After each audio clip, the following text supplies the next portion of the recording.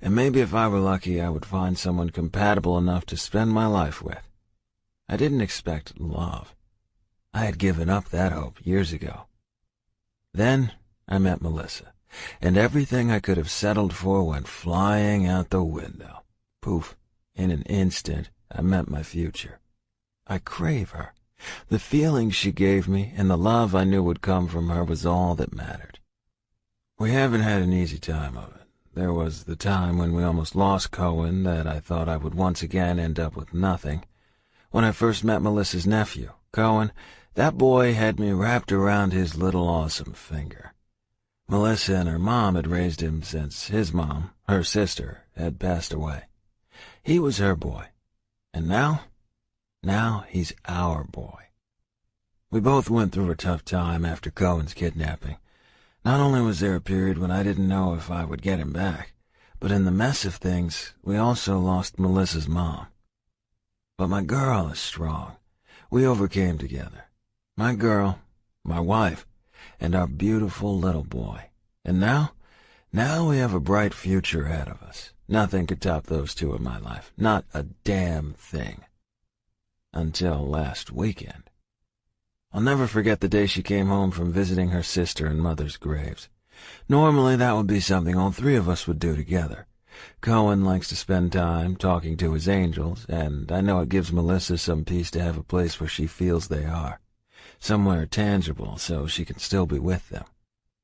I watch out the corner of my eye when I hear a car pulling into the driveway. Cohen and I were kicking some serious ninja ass, rolling around in the front lawn, and just enjoying some man time.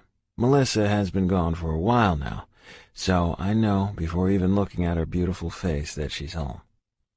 I finally detach Cohen's small body from where we just conquered our last bad guy. Somehow, that fight had turned into a wrestling and tickling match. Hell, I don't care what the reason is. If my little dude is laughing, that's all that matters. Finally getting loose, I turn and spy Melissa through the windshield. She's been sitting in her car, just watching us with her blinding smile fully in place. My heart picks up speed when I look into her eyes, so full of love for her man. Life doesn't get any better than this, Seaman. Cohen turns, his big brown eyes twinkling with happiness. Yeah, it does, if we had some pizza. I laugh, but turn my attention back to Melissa when I hear the car door shut. Cohen doesn't say anything else, but hell, even he gets stunned silent when she walks into our path. She takes her time walking over to us. When she gets close enough, Cohen jumps up, runs, and gives her a big hug before he starts dancing around the yard in a battle only he understands. His little arms flap around, his legs kick out, and the biggest grin spreads across his face. She doesn't even pause. Instead, she walks right up to me and plops her fine ass down in my lap. My arms wrap around her body, and I pull her against my lap, fighting the urge to throw her down and take her hard. She laughs, wiggling against my growing erection. Yeah, she knows exactly what she's up to. She turns, her smile lighting up her face, and leans in and kisses me. Resting her forehead against mine, her eyes still holding her smile, she whispers softly words that touch me to my very soul. If it's a girl, maybe we can come up with something to honor both our sisters. A statement. Not a hypothetical if we have one in the future kind of statement. I come out of my daze, my smile wide enough that my face hurts, and get ready to climb out of my truck. I know that the second I step foot into the office, the guys will take one look at me and know. They may not know what's got me smiling like an idiot, but they will know something significant has happened. It's not easy keeping something so life-changing to myself. But with news like this, I can't wait to share. Hell, I would be screaming from the rafters, taking out ads in the local paper, maybe even a few billboards if I could. I lock up the truck, and before I can even take a step, I hear him. Gregory! I smile at Sway and walk over to where he's standing outside of his shop. What's going on, Sway?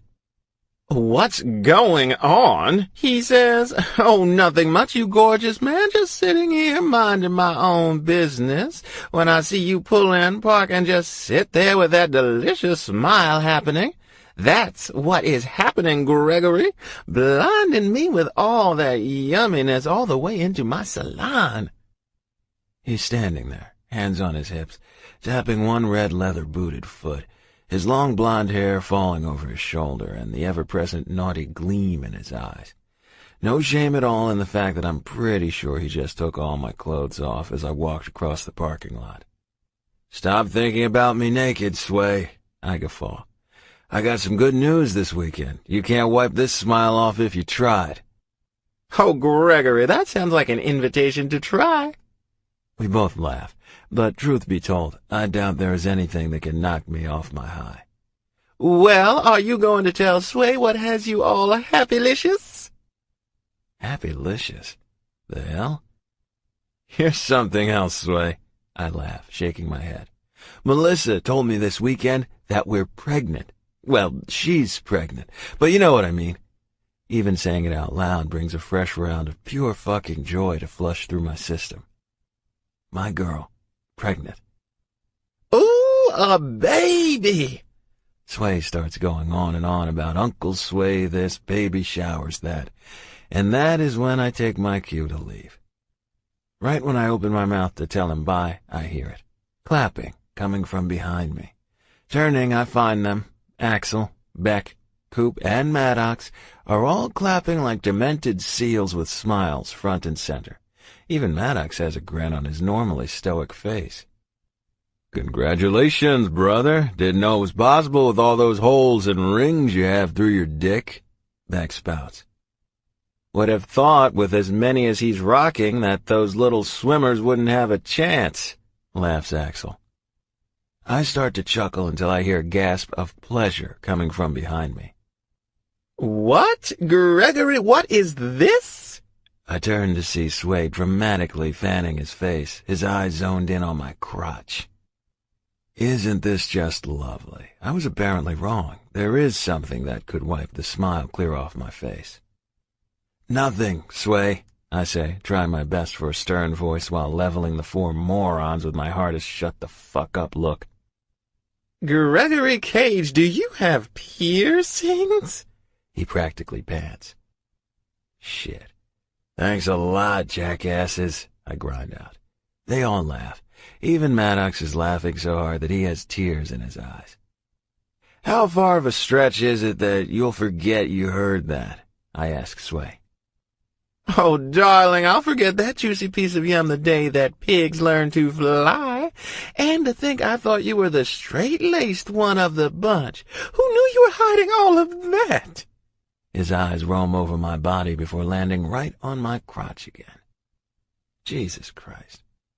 "Sway, I'm a married man now. Stop thinking about my dick."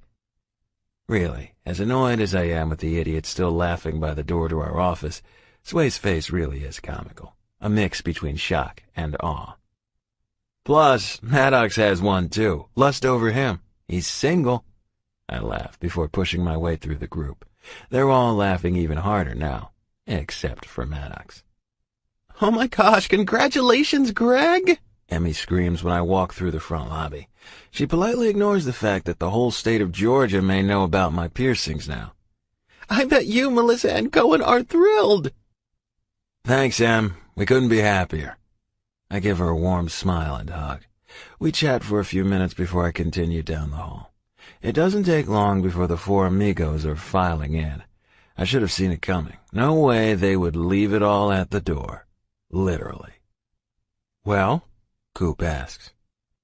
"Well what, asshat?" I throw back before dropping down in my chair. "Congrats, man. Izzy told me last night." Axel interrupts, at least having the decency not to mention my junk again. "Well, what my ass? All the shit you have jammed through your dick and you still knocked her up?" My answering growl is enough to have Coop shut his mouth and hold his hands up. "Just asking, dude. I thought Dee was full of shit when she mentioned all that party you were rocking in your pants." He laughs and wags his brows at me. "You really need to learn how to shut up, or maybe buy a filter," Beck says in a loud whisper. "What? Can you honestly tell me you aren't the least bit interested in why he has all that going on?" Beck just shakes his head at Coop, choosing to ignore his ridiculous question. Smart man. "For the record, I don't make it a habit of thinking about his dick at all." Axel laughs, sitting in one of the chairs next to my desk and picking up a stress ball. But while we're on the topic, what in the hell compelled you to do that shit? Are we really going to do this? Should we whip them out and compare sizes while we're at it? I run my hand through my hair in frustration. Ever since word of my piercings got out, I've had a feeling that this would be coming. Maddox finally chimes in, a wicked grin for me. No need for that. I know mine trumps all you little boys. Want to bet? Coop mocks and stands, making to unzip his pants. If you pull that shit out in my office, I will cut you. He wisely sits back down when I reach for my scissors. All right, if you really need to know, I lost a bet. An old friend of mine bet me I wouldn't do it, then stepped up the bet that I wouldn't get more than him. So I got wasted, and the rest is history. Melissa loves them, so all in all, it's the best bet I ever lost. The end. They all just look at me. Maddox is the first to break the silence. You guys should take notes. As funny as you think it is, the ladies love it. Congrats on the baby, brother. And with that, he leaves the room. I get a few more mumbled congratulations before Beck and Coop get up and leave. Axel never moves from his seat, still just throwing that damn ball up in the air. What? I can tell you have something to say. I lean back and get ready to hear him out. Did you really have to put ideas in Izzy's head? She now has some brilliant idea that I need some... What did she call it? Oh yeah, trifecta of vaginal bliss. What in the hell does that shit mean? I throw my head back and laugh so hard my sides cramp up. Did those women tell each other everything? Apparently so. And, Greg, I don't want to hear about your dick anymore. We talk for a while before he gets serious again. I'm happy for you, for all three of you. I know you, and I know this wasn't ever even on your radar. But, brother, this looks good on you. And just like that, my heart feels full to capacity. My skin feels tight, and that damn smile that's so big it hurts comes rushing back to the surface. Thanks, man. Thanks. I may not have ever dreamt of this life for myself, but I finally feel like I have everything. There isn't anything that can take this feeling from us. Chapter 2. Greg. 6 months later. Daddy! And now the fun begins.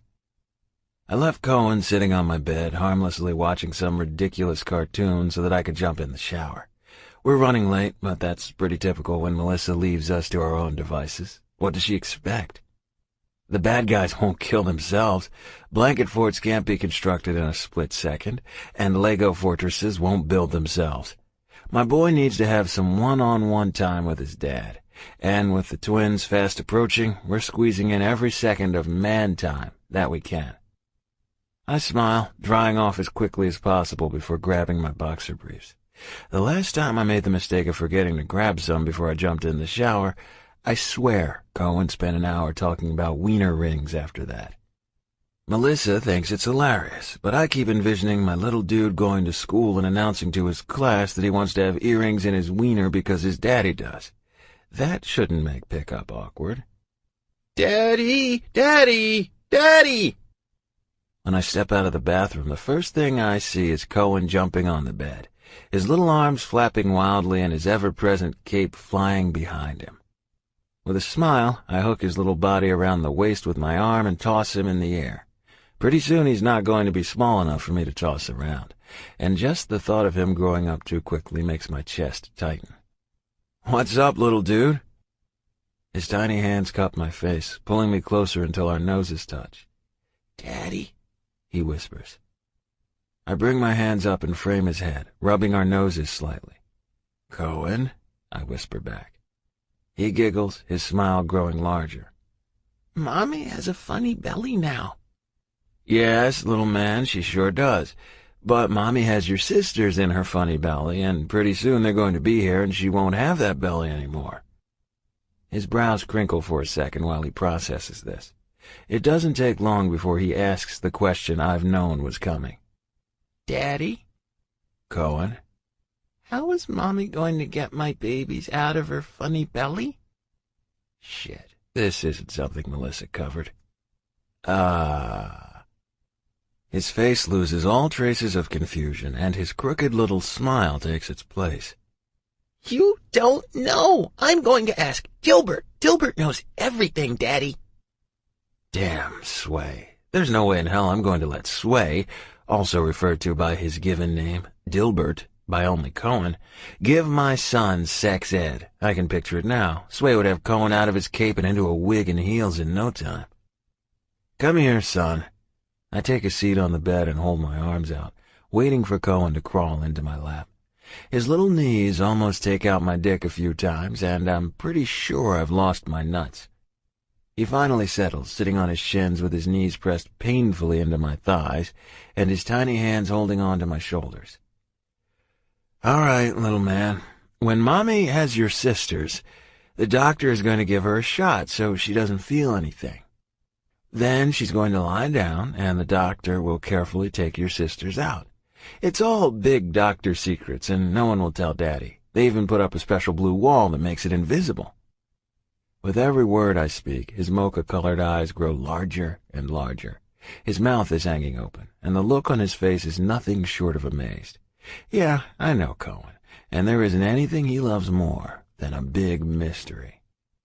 You with me, Seaman? I laugh, tickling his sides. He giggles, jumps down with a large chant of excitement, and takes off to find the magical, invisible wall. Cohen, get your shoes on. I promised your Mommy we wouldn't be late. I can hear him banging around the house, hopefully on the way to his shoes. It takes Cohen and me forever, as usual, to get out of the house. He couldn't find his sneakers, so my kid is rocking his red cape, jeans, a tee, and bright orange rain boots. It hasn't rained in Georgia in what feels like years, but Cohen's wearing those damn boots with pride. When we walk into the restaurant where we're meeting everyone, my eyes immediately take in my beautiful wife so that I don't miss a second of her reaction to our boy's outfit. As she's mid-sentence with Asher, her eyes grow as wide as her beautiful belly, and her hand shoots up to cover her mouth. I can clearly see the laughter shining bright in her eyes from across the dimly lit room. It's not abnormal for Cohen to end up looking like a misfit when I'm in charge of getting him ready. At least it's better than last weekend's bathing suit tank top that said, "My uncle is cooler than yours," thank you, Maddox, his cape, and a damn sombrero. Cohen takes off the second he spots Nate, Axel and Izzy's son, sitting at the end of the table next to his mother. Even with almost 2 years between those two, they are thick as thieves. I laugh when Cohen immediately starts flailing his arms around and moving around in the wild movements he's so fond of. Nate lets out a laugh so loud that a few diners around the table look over with smiles. I greet the table, getting friendly welcomes from the ladies in the group and the normal chin lifts and grunts from the guys. I walk over to Melissa, gently pull her into my arms and hold her close. I can feel my girls rolling around in her belly when she presses closer. "Hey, you," she says, her lips a breath away from mine, just begging for me to close the distance. "Hey, back." I pull her close and savor the taste of her on my tongue. I feel her lips tip up, and her moan tingles against my lips. Yeah, my girl missed me today. Maybe just a wild guess here, but maybe those two remember we aren't in their bedroom. The porn music isn't playing on a loop, and it probably isn't the wisest move to start molesting each other in the family restaurant. I break away from Melissa's lips, licking my own when I see the fire burning bright in her eyes. "Shut up, Ash," I growl, and give my wife one more chaste kiss before helping her take her seat again. "Shut up, Ash," he says. "No thank you, Ash, for reminding me that I can't drive the boat into the canal in the middle of family dinner." It takes me a second. For one, I can't stop looking at him as if he's lost his damn mind. But mainly, he sounds so much like Coop right now that I have to remind myself who is speaking to me. You just called his hot dog a boat? Dee starts laughing so hard she's bent over, banging the table with her fist. Beck just shakes his head with a smile, looking at his fiancée's actions. "I bet it's more like a tugboat," Izzy chimes in, gaining Axel and Chelsea's laughter. "Seriously? A tugboat?" I should have known better than to let them get the best of me, but really, my pride wouldn't let me sit there with them calling my dick a tugboat. Melissa's hand rubs my leg, trying to keep me from giving these fools what they want. No, you're right. I was too generous with the boat analogy. I'm sure you're still paddling around with something more like a canoe, right? Ash smirks before taking a big gulp of his beer. Fucking canoe, I grumble under my breath. Canoe might be giving him a little too much. Don't they make starter kayaks? Nice and short, not much girth to those suckers. I gape at Dee, only making her laugh louder. Melissa laughs under her breath. Don't. Are we really sitting around discussing the size of my wiener? Melissa's eyes get as large as saucers before she covers her mouth with her hand and bursts out laughing. It takes me a second to figure out why the hell she's joining in with a table full of laughter at me calling my dick a wiener, because I'm too busy looking at her belly bouncing with each giggle that escapes. Daddy, you said wiener. My head shoots over to Cohen, who is currently standing in his chair and pointing at me with a big smile on his face. I'm pretty sure that every single person in the restaurant is looking over at us now. The whole situation gets even more ridiculous when 2-year-old Nate starts banging his sippy cup on the table, chanting, "Wiener, wiener, wiener," over and over. Jesus Christ, kill me now. I cross my arms over my chest and wait for everyone to stop laughing so we can get this dinner over with and I can take my wife home. Melissa leans over, kisses my cheek, and whispers in my ear, "I love you, and your tugboat." Turning my head before she can lean back in her seat, I frame her face in my hands and bring her lips back to mine in a kiss hot enough to burn the building down. Pulling back, I look into her dazed eyes, let a smile full of wicked promise take over, and growl when her face goes soft and her eyes shine bright. I'll remind you tonight just what kind of machine I've got between my legs, beauty.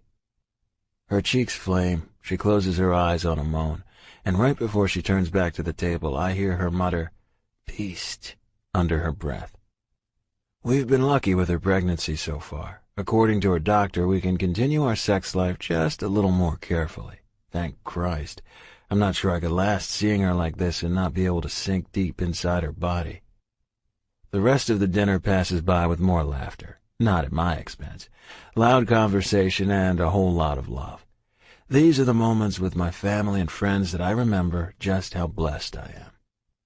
I look around the table, feeling a pang in my heart from knowing that we're missing some important people. After we lost Coop, we decided there wouldn't be a week that passed without having a family dinner at least once. It wasn't easy at first. The first few months, Asher was more or less a ghost, sitting there and drinking his dinner and whatever he could grab. He's come a long way, but I can still see the fire to avenge his brother burning deep within him. Maddox has been to a few here and there, but he's made it clear that until he can get Emmy back home, he won't be around. It's been about 2 weeks since he took off after her, and last I heard things weren't going well. Having both of them gone has left a large void in our group. And, of course, I can't forget Sway, who is usually always at our family dinners. Tonight he's taking Davy out on their first date, and he explained, with way too much detail, why he wouldn't be joining us tonight. Looking around the table again, catching Axel's and Beck's eyes as they make their own sweep of the table, I know that they're thinking the same thing. So much has changed within our tight-knit group over the last few years. Even with the added members in our family, the loss of the ones who aren't here is very much still felt. I tip my chin at the guys, grabbing my drink and holding it up briefly before taking a long swallow. Even with the parts of this last year that have tried each and every one of us, I can't help but pray that the worst is behind us. I'm not sure if this group can handle another loss. Melissa's soft laughter brings me back from my thoughts, and I look over to see her smiling at Asher. Of course, the playboy has his charms on bright tonight. He needs a shock collar to remind him not to flirt with my woman. I throw my arm around the back of her chair and pull her closer to my side, leveling Asher with my darkest look before speaking, "Mine." He throws his head back and laughs, drawing more attention from the surrounding tables. "Got it, Fido. Would you like to piss all over her now, too?" "Calm down, you beast," Melissa laughs. "Calm down, Melissa. I hate to break it to you, but I don't think he's ever going to calm down when it comes to you." I look over at Izzy, smiling my thanks for her rational thinking. "I know. Isn't it adorable? My head shoots back to Melissa. Adorable? Puppies are adorable. Babies are adorable. I am not adorable. Bringing my lips to her ear, I lick and pull her lobe in my mouth before whispering softly and reminding her just how much my adorable tugboat can't wait to get her home, naked and screaming in pleasure. Fucking adorable. Chapter 3. Greg. Deeper, harder, please. I pull back slowly, feeling her walls clamp down on my dick before pushing forward again. Not as hard as she wants, but deep enough that I can feel her womb kiss the tip of my dick. Looking down at my dick as it slowly pushes in and out of Melissa's soaked pussy, has my balls drawing in tight, begging for release. Please, Greg, I need it deeper. I ignore her begging, continuing my slow and torturous ministrations. God, I love the feeling of her walls hugging my dick. Feeling her body take mine is the most incredible sensation in the world. Having her slick walls clamp down when she's as close as she is right now, the wetness from her arousal coating both of us, yeah, it doesn't get any better than this. With one more push, I bury myself to the root, rolling my hips and groaning when I feel a surge of wetness. She's close. I could end this right now. I'm that close to finding my own release, but I want to make her scream again before I take mine. I move my hands, which were tightly holding her hips, and run them up her spine. The feeling of her silky smooth skin under my fingertips has me rocking my hips, grinding against her body. I'll never get enough of this woman. My hands finish their journey when I reach her shoulders, curling my fingers, letting her know that I want her to come up off her elbows. We don't need words anymore. Our bodies know each other so well that all it takes is a few touches, and the rest follows. She comes up on her knees, bringing her arm over her head and grabbing the back of my neck to bring my mouth to hers. Our kiss is nothing short of brutally crazed. Our tongues and teeth nip and lick in a fierce battle of control. Our tongues duel in a dance that sends tingles straight down my spine and wraps a claw-like vice around my balls. I bring one arm around her chest, palming one perfectly full breast and tweaking her tight nipple with my thumb. My other arm snakes around her middle, caressing her belly lovingly before trailing down her tight skin until I hit her slick heat and her wetness leaks around my fingertips. Giving her a few quick thrusts, I feel myself glide into her welcoming body effortlessly, causing a growl to rumble from deep within my throat. Nothing feels better than your pussy soaking my dick. She moans against my lips, whimpering when I pull out again. Please, baby, take me harder. No. I know what she wants, and I also know that it's killing her not to try and take control. I put the brakes on our rough lovemaking almost 2 months ago. I don't care what the doctors say. There is no damn way I'm going to chance taking her too roughly and hurting my girls. No, won't happen. It's been the only sore spot between us the last few weeks. Melissa wants it hard, and I won't. I can't give that to her. Greg. She tries to push back, but my arms hold her firm. Hush, beauty, and let me love you. I continue to love her, pushing in with an achingly slow pace before pulling out almost to the point of falling free from her body, before repeating the process. I know that she's enjoying it. I can feel the proof running down my shaft. Her moans don't lie. She might crave a rough roll in the sheets, but as long as I can make her scream, I'm still doing it right. Greg, killing me. Need you. Hard. She gasps between thrusts, her cunt gripping me tight with each begged word that crosses her lips, testing my patience like none other. No. The rumble of her protest vibrating against my chest is the only warning I get before she stuns me to my ass. Literally. She pushes back hard, her ass hitting my hips and my dick falling from her warm body. In a move that shouldn't look that easy for a 7 months pregnant woman, with twins no less. She has her body turned around and her small hands pushing against my chest until I fall to my back. Right there in the middle of our king-sized bed, I watch as my woman comes to life above me. We've been as conservative as it gets the last month or so of her pregnancy. The bigger the girls get, the harder almost every position gets. It's pretty much down to me taking her from behind, standing beside the bed so that I don't crush the girls, or lying there while she rides me the best she can with the weight of her belly throwing her off balance. You won't hear me complain. I'll take it however she wants to give it to me, except for the one way she's been begging to for the last 3 weeks. My girl wants me to fuck her brains out. No more of this slow and torturous lovemaking, not for Melissa. No, she wants me to fuck her raw, and it scares the shit out of me. I'm sick of you treating me like I'm spun from glass. Newsflash, Greg Cage, I'm not going to break. Your massive dick isn't going to thump a baby on the head, scar her for life, or poke a hole in her head.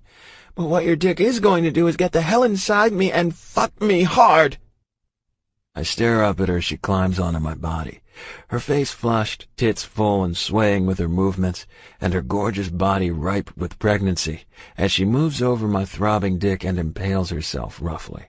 She throws her head back, her hands going to my thighs and her pussy clenching and rippling around my straining erection. "Shit," I hiss, my hand shooting to her hips to help steady her movements.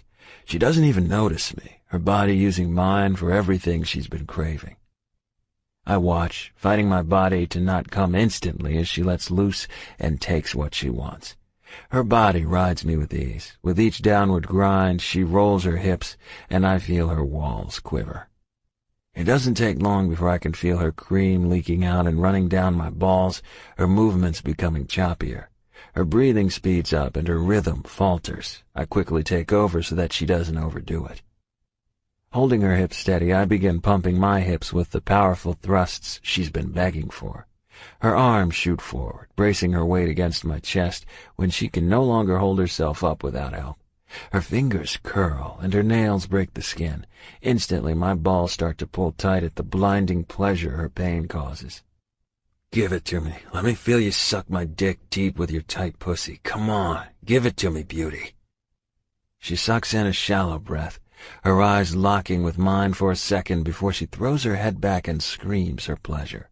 I pull her against my dick, her wetness soaking me as I erupt deep within her tight body. I move us so that we're both lying on our sides, my dick still hard and hugged by her body, and enjoy the way she comes back from a hard orgasm. Her glossy eyes struggle to focus, her mouth is open slightly, and her tits rub against my body with each deep pull she takes. "I love you, my beauty." She smiles, her hand coming up to my cheek before pressing a kiss to my lips. "And I love you, my beast." Knowing that she isn't far from falling asleep, I pull her in tight and enjoy the feeling of her in my arms, and her swollen belly pressed against my abdomen. Feeling each roll and kick my girls offer brings a smile to my face. With all my girls in my arms, I fall asleep with a full heart. Chapter 4. Melissa. Shit. I'm going to piss myself if I can't figure out how to get out of Greg's arms soon. He sleeps like this every night, with my body pulled tight to his and my back against his chest. His arm is around my belly, and his palm is holding firm against the girl's. Even in his sleep, he's protecting us. I would smile and think about how it's the sweetest, most loving gesture ever if his heavy-ass arm wasn't pressing against my body in a way that has my bladder, which is already fighting for prime real estate, threatening to burst. Yeah, this would all be the best in the world if I weren't about to wet the bed. Maybe I need some Depends. God, soon I'm going to be walking around in adult diapers with the way the girls are growing. I'm not sure there's much more room left for them to grow. Greg loves my pregnant belly, and I bet if he had his way, he would keep me pregnant year-round. As much as I love being pregnant, I'm ready for this to be over. Unfortunately for me, there isn't an end in sight for at least another 2 months. Even with as uncomfortable as I am, and as much as I wish I knew what my damn pussy looked like, I'm happy to bake my little princesses for as long as I can. Greg, wake up, baby. I need to pee. He doesn't move. His arm doesn't let up. Greg, please, I need to go. Squeezing my legs together, praying that I can hold it, I try and wiggle free with no luck. His arms pull me closer, and my already screaming bladder starts blaring the warning alarm. Oh, God. I try moving his arm again, but he grumbles something about tugboats and yachts before pulling me even closer. Shit. This isn't going to be pretty if I can't get up in the next minute. I try to wake him up gently a few times with no luck. Finally, left with no other option, I pull my arm up before bringing my elbow down, driving it back into his gut. He jumps up with a shout, his feet tangling with the sheets before he falls flat on his ass over the side of the bed. I don't even have time to enjoy the hilarity of the situation before I'm over the edge and wobbling to the bathroom in a sprint that I'm sure makes me look like a penguin running a marathon. I close my eyes and moan with the pleasure of an empty bladder. I lean back against the toilet and rub my belly while I finish my business. When I finally finish and open my eyes, I see that I've gained an audience. You couldn't try a simple wake up, babe? I cock my brow, ignoring him while I finish up in the bathroom. He just stands there, no shame in his mouth-watering nakedness, rubbing his stomach, while his eyes take in every inch of my body. God, you look good enough to eat. I laugh, washing my hands before turning around and closing the distance between us. You're impossible. The next time I spend 10 minutes attempting to wake your ass up while you try to hold my body captive, I'm just going to piss all over you. I smile sweetly at him, laughing when his eyes widen. I love it when you talk dirty to me, wife. He smiles down at me, pulling me closer before lowering his mouth to mine. Our kiss is slow and teasing. I can feel his length hardening against my belly, my hands wrapping around his body before gripping his firm ass in my hands and squeezing him closer. He doesn't waste a second before pulling me back to the bed and showing me how good slow and lazy lovemaking can be. Twice.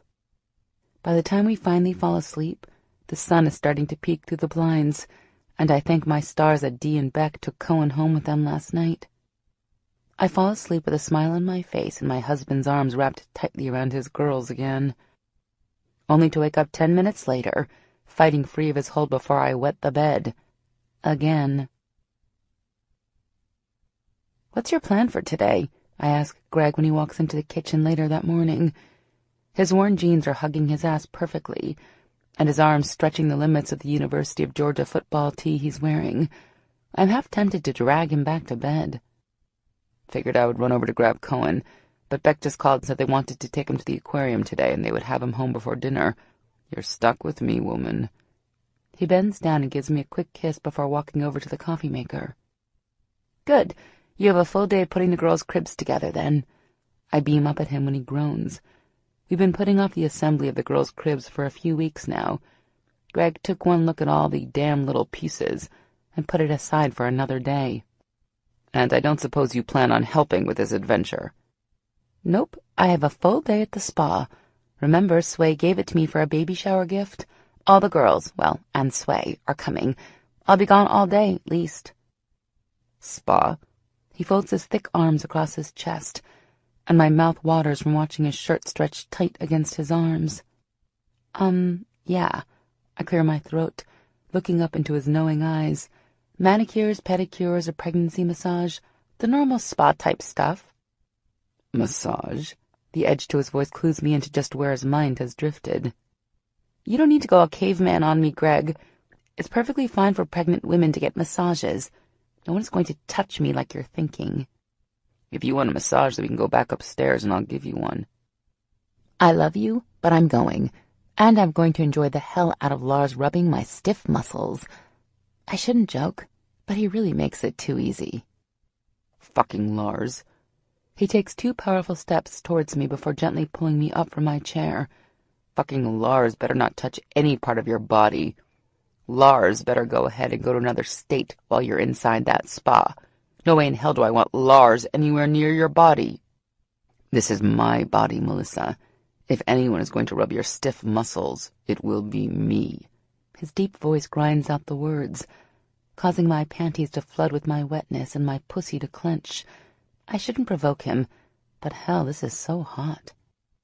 But Greg, they say his hands are magic.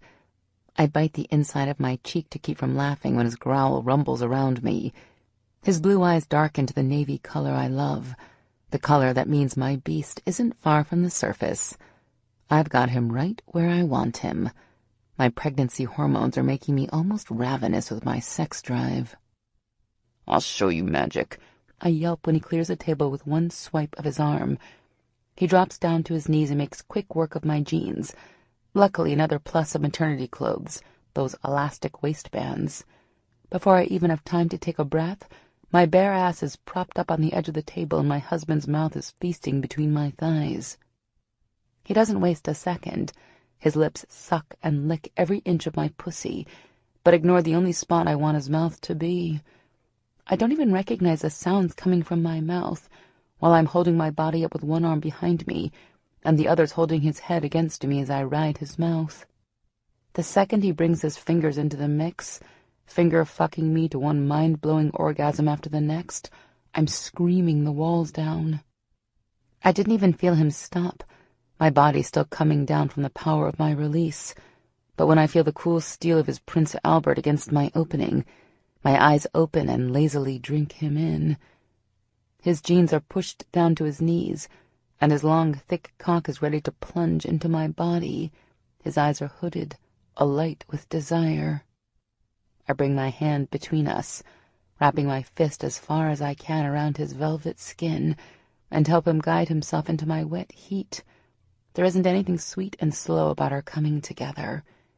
He finally takes me how I've been begging him to take me.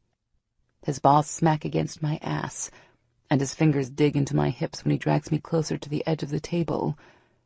I can hear how wet I am when he thrusts into my body, the sound intensifying the feelings that are racing through my veins.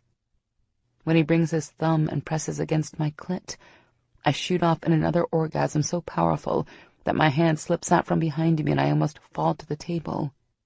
He grunts and pauses in his thrusting to help me keep my balance, before powering into my body, the new angle causing each one of the 3 piercings I love so much to hit all the right spots. I throw my head back and come all over him. I hear him moaning and grunting before I feel his release bathe my walls. After a few minutes, both of our breathing returns to normal and I look up at his smug grin. How's that for magic? And that's why I love poking the beast.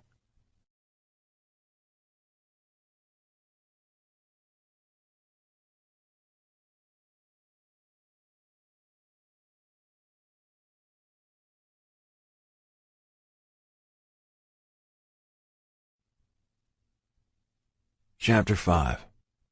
Greg. Melissa has been gone for a few hours now, and I'm still struggling to put the twins' cribs together.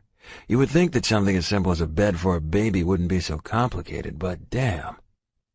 Throwing the directions that, of course, are only in German, I jog down to the kitchen to grab a beer. Propping my ass against the counter, I get lost in my thoughts, remembering when Melissa and I found out we were about to have 2 little ones, and not just one. There are moments in your life when you know that a higher power is at work, that someone is hard at work making sure that all the bad you've ever felt in your life is cashed in for something so incredibly perfect it almost doesn't seem real. For me, just finding out that Melissa was carrying my child is a moment I will never forget.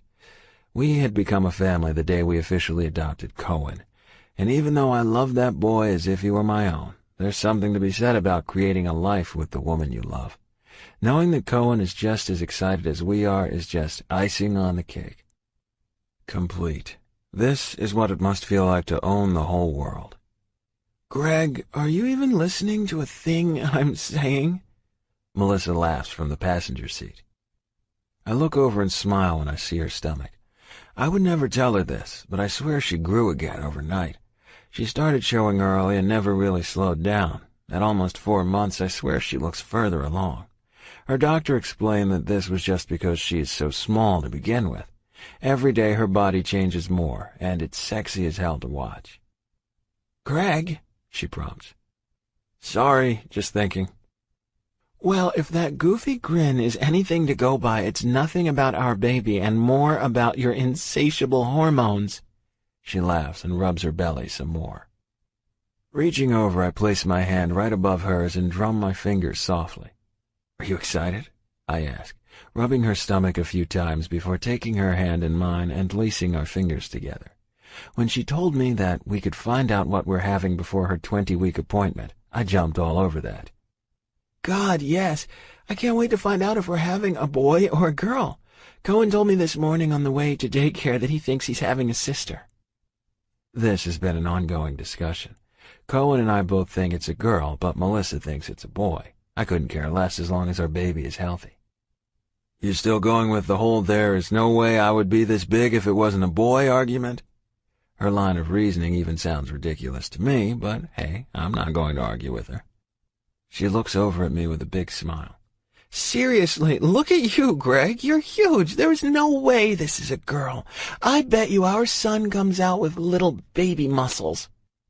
Baby muscles? Maybe we just have a really healthy baby, I laughed. You should just admit that your men know everything now and save you the letdown when the doctor confirms it. She smacks me on the arm and laughs. We continue to the doctor's office in a comfortable silence, holding hands and enjoying the moment. Pure happiness. Once we get all checked in and back into the dimly lit room for the ultrasound, I start to get a little nervous. Even though I can tell my girl is pregnant, it still feels so much more real when I look at the monitor and see the life we created. Every one of her appointments has made me feel this way. The first time I heard our baby's heartbeat, I thought I was going to turn into a blubbering fool. When we got our first ultrasound picture confirming the pregnancy, I felt like I was having a heart attack. There really is no way to explain the overwhelming love I feel for this baby and Melissa. Good morning, Cage family. Melissa's doctor comes in and starts asking her all the routine questions before measuring her stomach and pushing it all over the place. I hate this part. Melissa grabs my hand and just smiles up at me, reminding me that the doctor isn't hurting her. Will we be able to determine the gender today, Dr. Nicholson? Melissa asks softly. I squeeze her hand out of reflex. We've both been looking forward to this since the day she told me she was pregnant. But more importantly, we have a little dude at home anxiously awaiting the news on his new sibling. Yes, Melissa dear, 16 weeks on the dot, perfect gestational age to take a look and see. He smiles down at her, his weathered face clearly happy to be a part of this. I swear this man is never in a bad mood. Are you ready, son? This is a big day for you, too. Yes, sir. We can't wait. He smiles and pats me on the back before getting Melissa ready for her ultrasound. When he places the wand on her bump and starts spreading the gel around, I look up at his face. I don't know why I was focusing on him and not the monitor, but I notice immediately when his bushy white brows pull together and his lips purse in thought. I immediately get worried. I know that Melissa senses that something is off because she's looking at his face, too. Doc? I question, not even ashamed of the slight quiver that gives my fear away. What? Oh, yes, everything is okay. Just wasn't expecting that, he says softly, almost as if he's questioning himself. Doc, I don't mean any disrespect here, but you're kind of freaking us out, Melissa whimpers softly, and I know that she's barely holding it in. I lean down and lightly kiss her before turning my attention back to Dr. Nicholson. I'm sorry, Melissa, Greg, I was just making sure.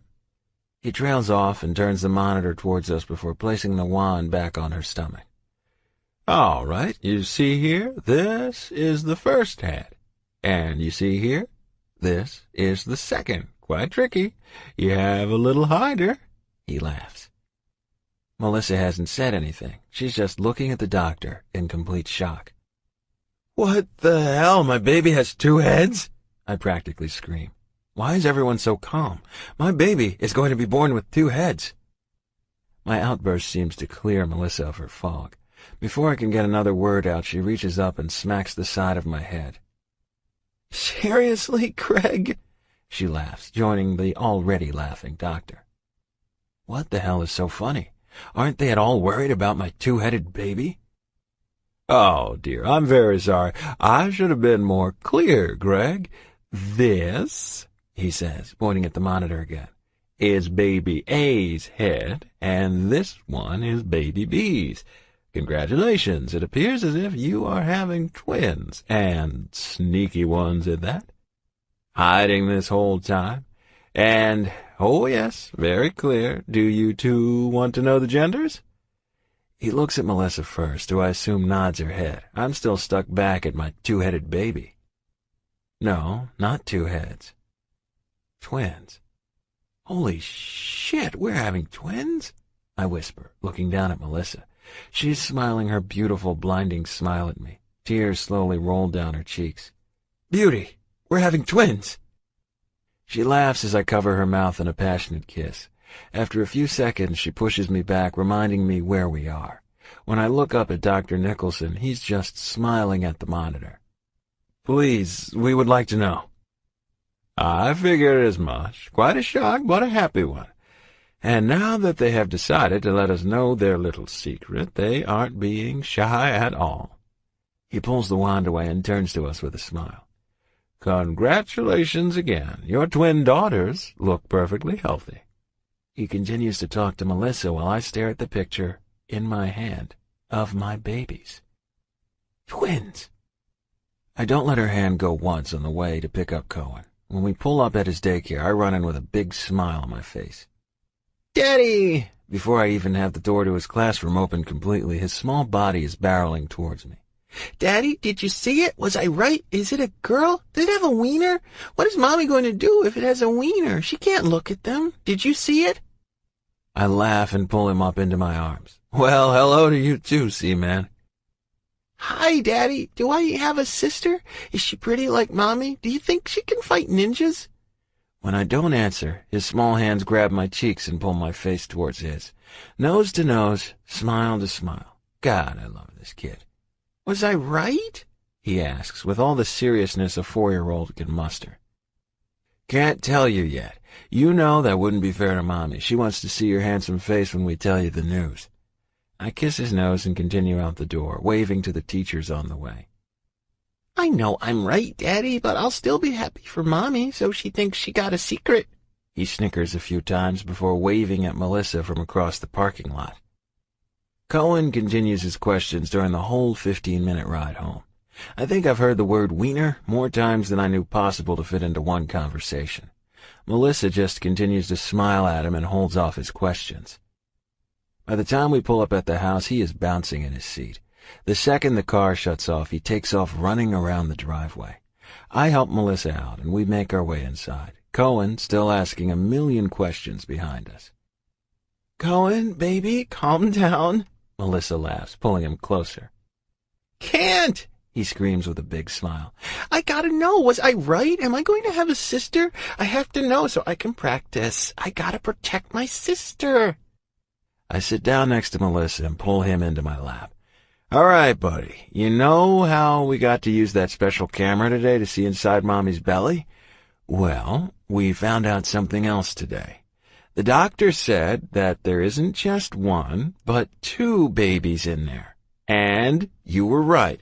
You are getting a sister, only now you're getting 2 sisters. What? How did the other sister get in there? Is she magic? Do I have a magic sister? I can feel Melissa's body shaking with silent laughter, and I know there will be no help from her here.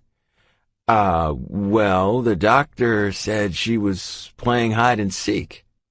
Cohen starts smiling and nods his head. This is good, Daddy. I knew my angels would give me sisters. I asked them. Melissa stops laughing and grabs my hand. What do you mean, baby? She asks on a whisper. I asked Nana, Mommy Fia, and Auntie Grace to give me a sister. I said I wanted a sister more than anything in the world so I can look out for her like Daddy looks out for you. Oh, Cohen, you're such a special little man, she says, kissing his cheek. I know what I want to name my sisters, he says, clearly proud of himself for his prediction and making Melissa happy. All right, let's hear it. I lean back, intertwine my fingers with Melissa's, and wait. I don't realize I'm holding my breath until his soft voice speaks the name. I want my sisters to have my angels' names. Lillian Sophia for Nana and Mommy Fia, and Lindsay Grace for Daddy's Mommy and Auntie Grace. My breath comes out in a rush, and I can feel Melissa breathing heavily next to me. Cohen just looks at us with his little smile and bright eyes, waiting for the moment when we confirm that he's allowed to name his sisters. Lillian Sophia and Lindsay Grace.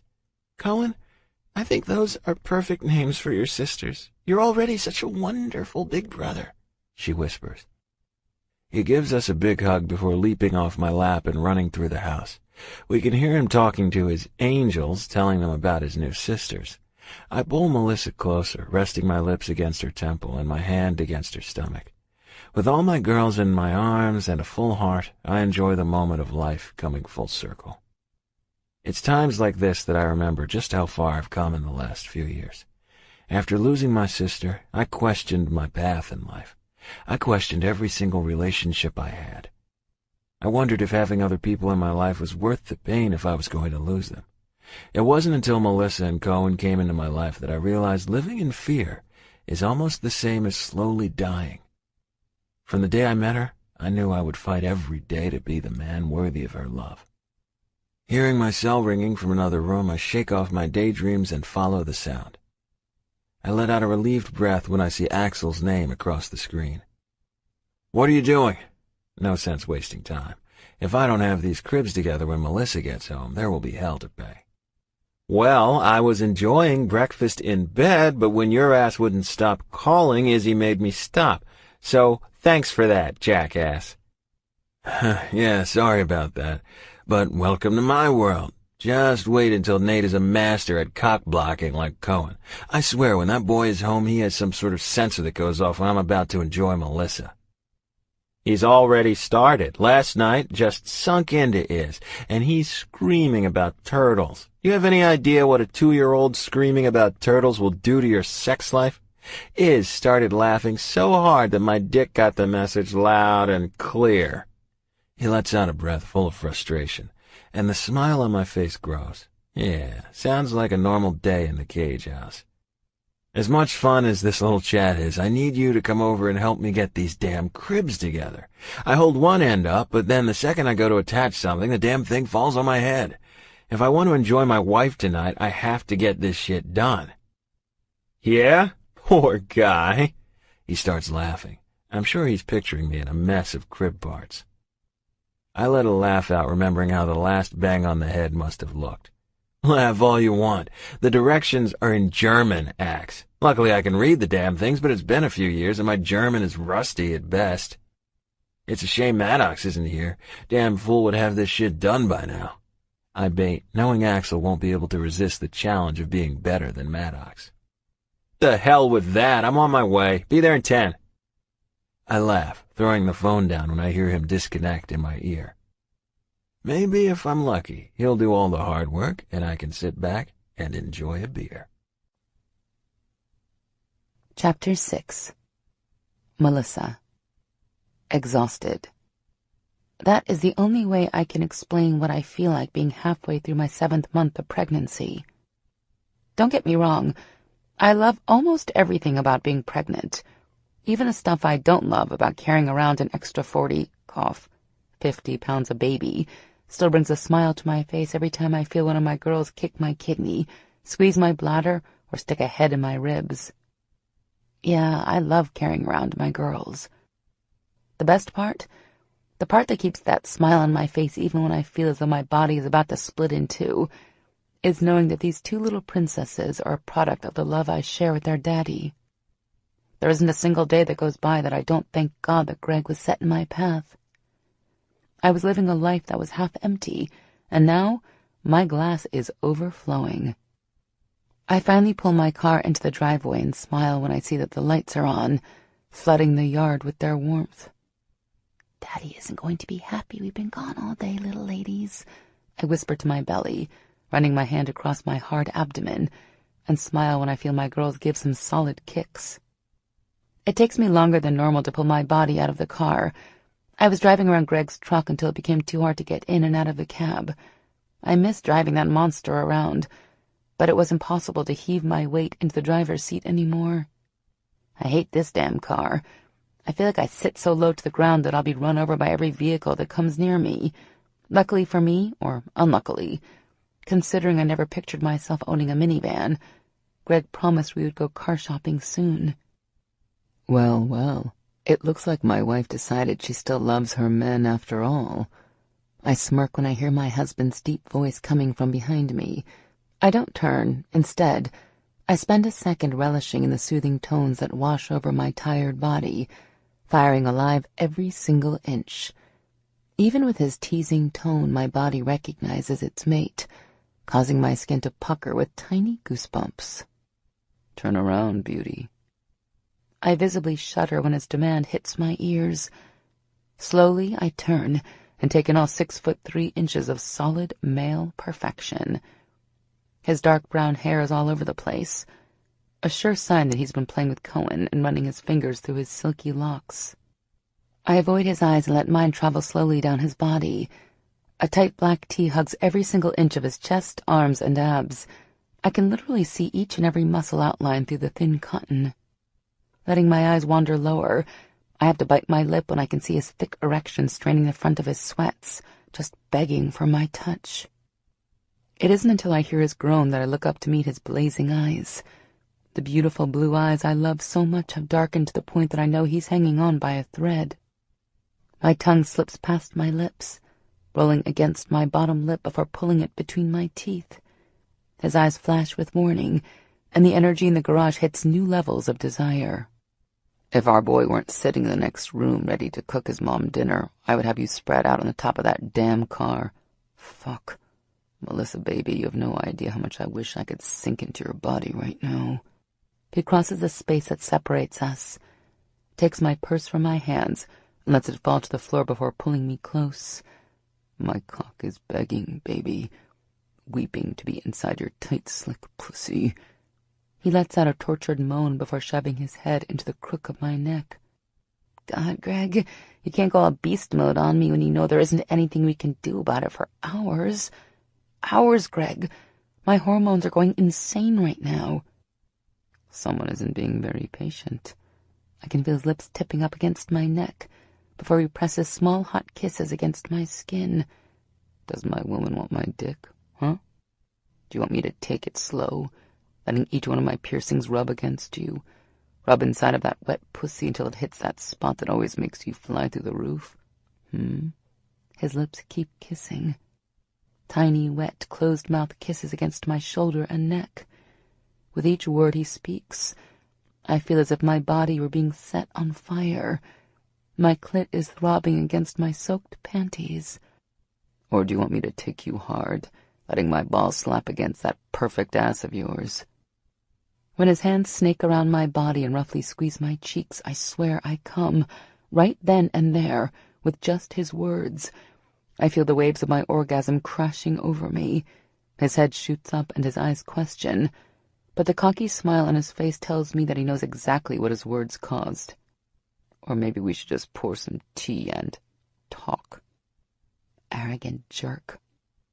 I playfully smack his chest before I drop my forehead to his chest. Yeah, those pregnancy hormones I mentioned also turn me into a complete basket case. I don't do embarrassed, but with flushed cheeks and desires still racing through my veins, I start bawling. Not cute tears and soft sniffles, no. These are body-shaking, breath-gasping, puffy face and snotty nose emotions. Hey, what the hell, baby? His hands cup my cheeks and bring my head up so that my eyes meet his. Melissa, what's this all about? I'm so sorry, I hiccup. Why on earth are you apologizing? I can tell he's worried. His eyes are almost panicked from trying to figure out what set his crazy hormonal wife off this time. He pulls me away just far enough so that he can look down my body and check for some visible reason for me to be losing my mind. I was hoping you would take me. His thumbs wipe my tears away, the worried look still very much present. Take you where, beauty? Take me on the car, I wail. Oh, God, he's going to think I'm some sexy, crazed loon. With wide eyes, I watch the fear bleed from his face, and his cocky smile returns. You need me, beauty. That voice, that full-on beast mode voice, that is exactly what makes me go from zero to ready to be taken hard. Every second of every day. His smile grows at my words, and then his lips press roughly against mine, and his arms wrap around my body, pulling me as close as he can without pushing too hard against my belly. Just like always, He knows how to deliver every promise to come in just one kiss. A kiss that is so powerful and all-consuming that I'm climbing right back up that peak and about to tumble over into another orgasm. "Ew, Daddy! Mommy is touching your butt!" I groan against Greg's lips when Cohen's voice comes from the doorway to the house. I pull my lips away, give Greg a heated look, and then step around my husband to wrap my arms around Cohen. "Shh, see, man, he had ants in his pants, and I had to make sure I got them all." He giggles, kisses my cheek, and then presses 2 kisses against my stomach before running back into the house. "Come on, Mommy, we're having sketty." Hours later, I am just coming down from my 3rd orgasm in a row. My body is slick with sweat, and my heart is still racing. My toes may be permanently curled. I'm pretty sure I can't move my legs. Greg laughs from where he is lying, or more like collapsed, next to me. I'm pretty sure I can't move anything. I turn to my side to relieve the pressure my growing belly is putting on my back. I look over at his profile. His eyes are closed, hair wet with perspiration, and his chest is still moving rapidly. "Thank you," I whisper so softly, I didn't even think he would be able to hear me. His eyes open and he turns towards me, giving me all of his attention. For what?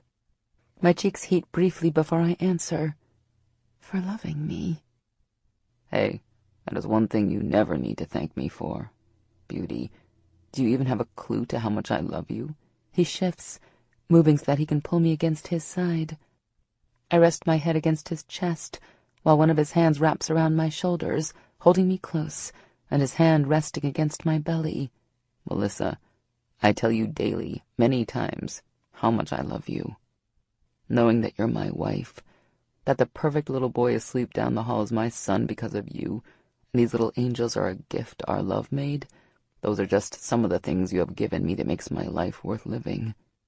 He pauses, removing his hand from my stomach long enough to lift my chin up so he can look into my eyes. You never need to thank me for loving you, Melissa. You make it effortless.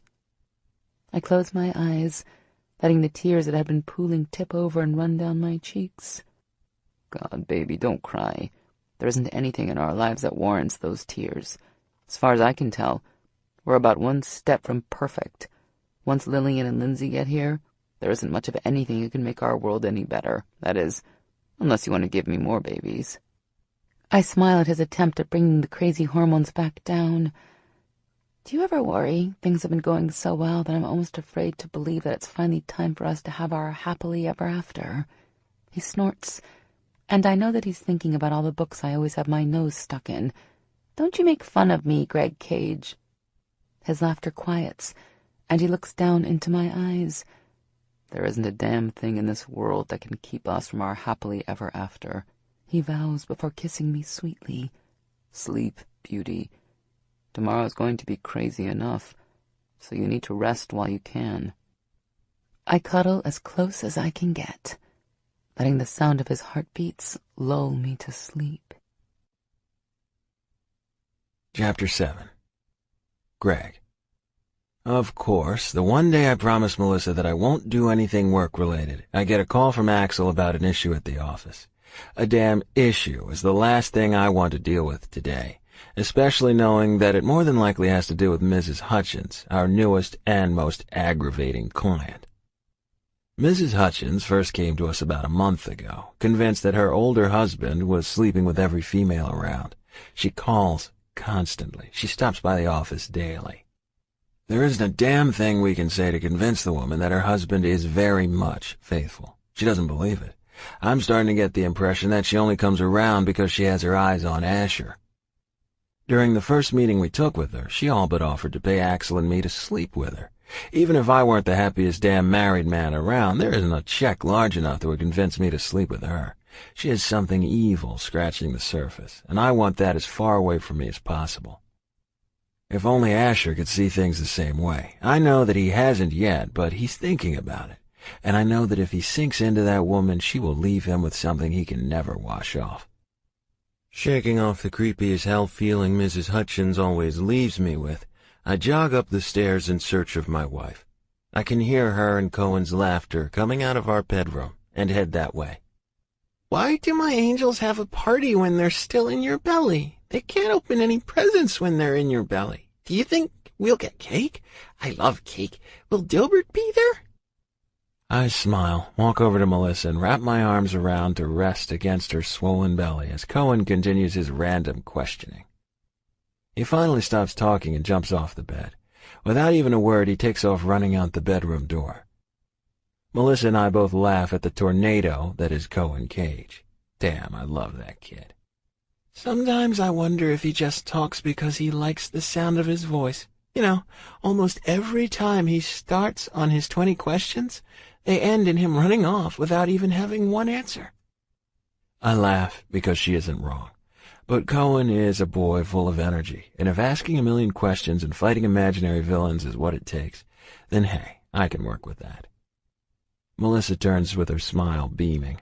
I thought I was being careful to mask my expression, but she must have noticed that my mood was off because her smile slips, and she looks at me with wide, hopeful eyes. Beauty, I start. Don't you beauty me, Greg. You promised you would make it clear to Axel that you weren't doing anything work-related today. It's my baby shower, and while I know this isn't something you have any interest in attending, it means something to me. Everyone is excited. Cohen is through the roof excited, and I was excited until I realized that you're not going to be there. She takes a breath, but before she can continue, I interrupt her. Melissa, if it were any other client, I wouldn't even think about it. I need this woman taken care of before our girls get here. Axel can't deal with her alone. Beck can't deal with her at all, and Asher isn't allowed to deal with her. With Maddox gone, it's only me. I lean my forehead against hers and take a deep breath. She's one of our highest-paying clients, Melissa, and even though we live a comfortable life, I can't help my worries with our girls coming. We're going from a family of 3 to one of 5 overnight. Her face softens and her eyes lose their wounded look. I know she wants me there. Hell, I want to be there, but I'm not lying. It's that terribly nasty trophy wife, isn't it? She may think she has me fooled with that bored tone, but I know she and the other girls secretly plot ways to make Mrs. Hutchins disappear. Yeah, beauty, it's her. I brace for it because I know it's coming. I hate that plastic home-wrecking, troll-trotting skank bitch, she seethes.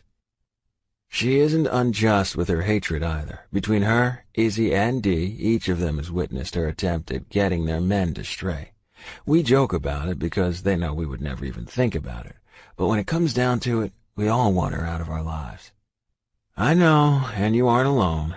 We agreed a few weeks ago that we wouldn't take meetings with her alone anymore. She threw herself at Beck, which is why he flat out refuses to even be near her. Asher is out of town, so he can't help.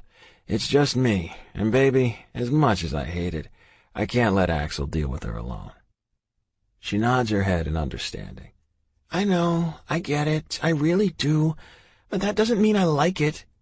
She hugs me close, and I rest my chin on the top of her head. I'll be there before you even open your first gift or play your first game, promise. She smiles, though it doesn't quite reach her eyes. I know you will. Now, go get Cohen dressed, please. No rain boots and shorts, though. After getting Cohen dressed and waiting until Melissa was finally ready to go, I helped her buckle Cohen into her car before pulling her into my arms and giving her a deep kiss. Before the first gift, I'll be there, I remind her, hating that I'm letting her down, even just a little. I know, she smiles. I'm not upset. I just wish you didn't have to go. I love you and everything you do for us.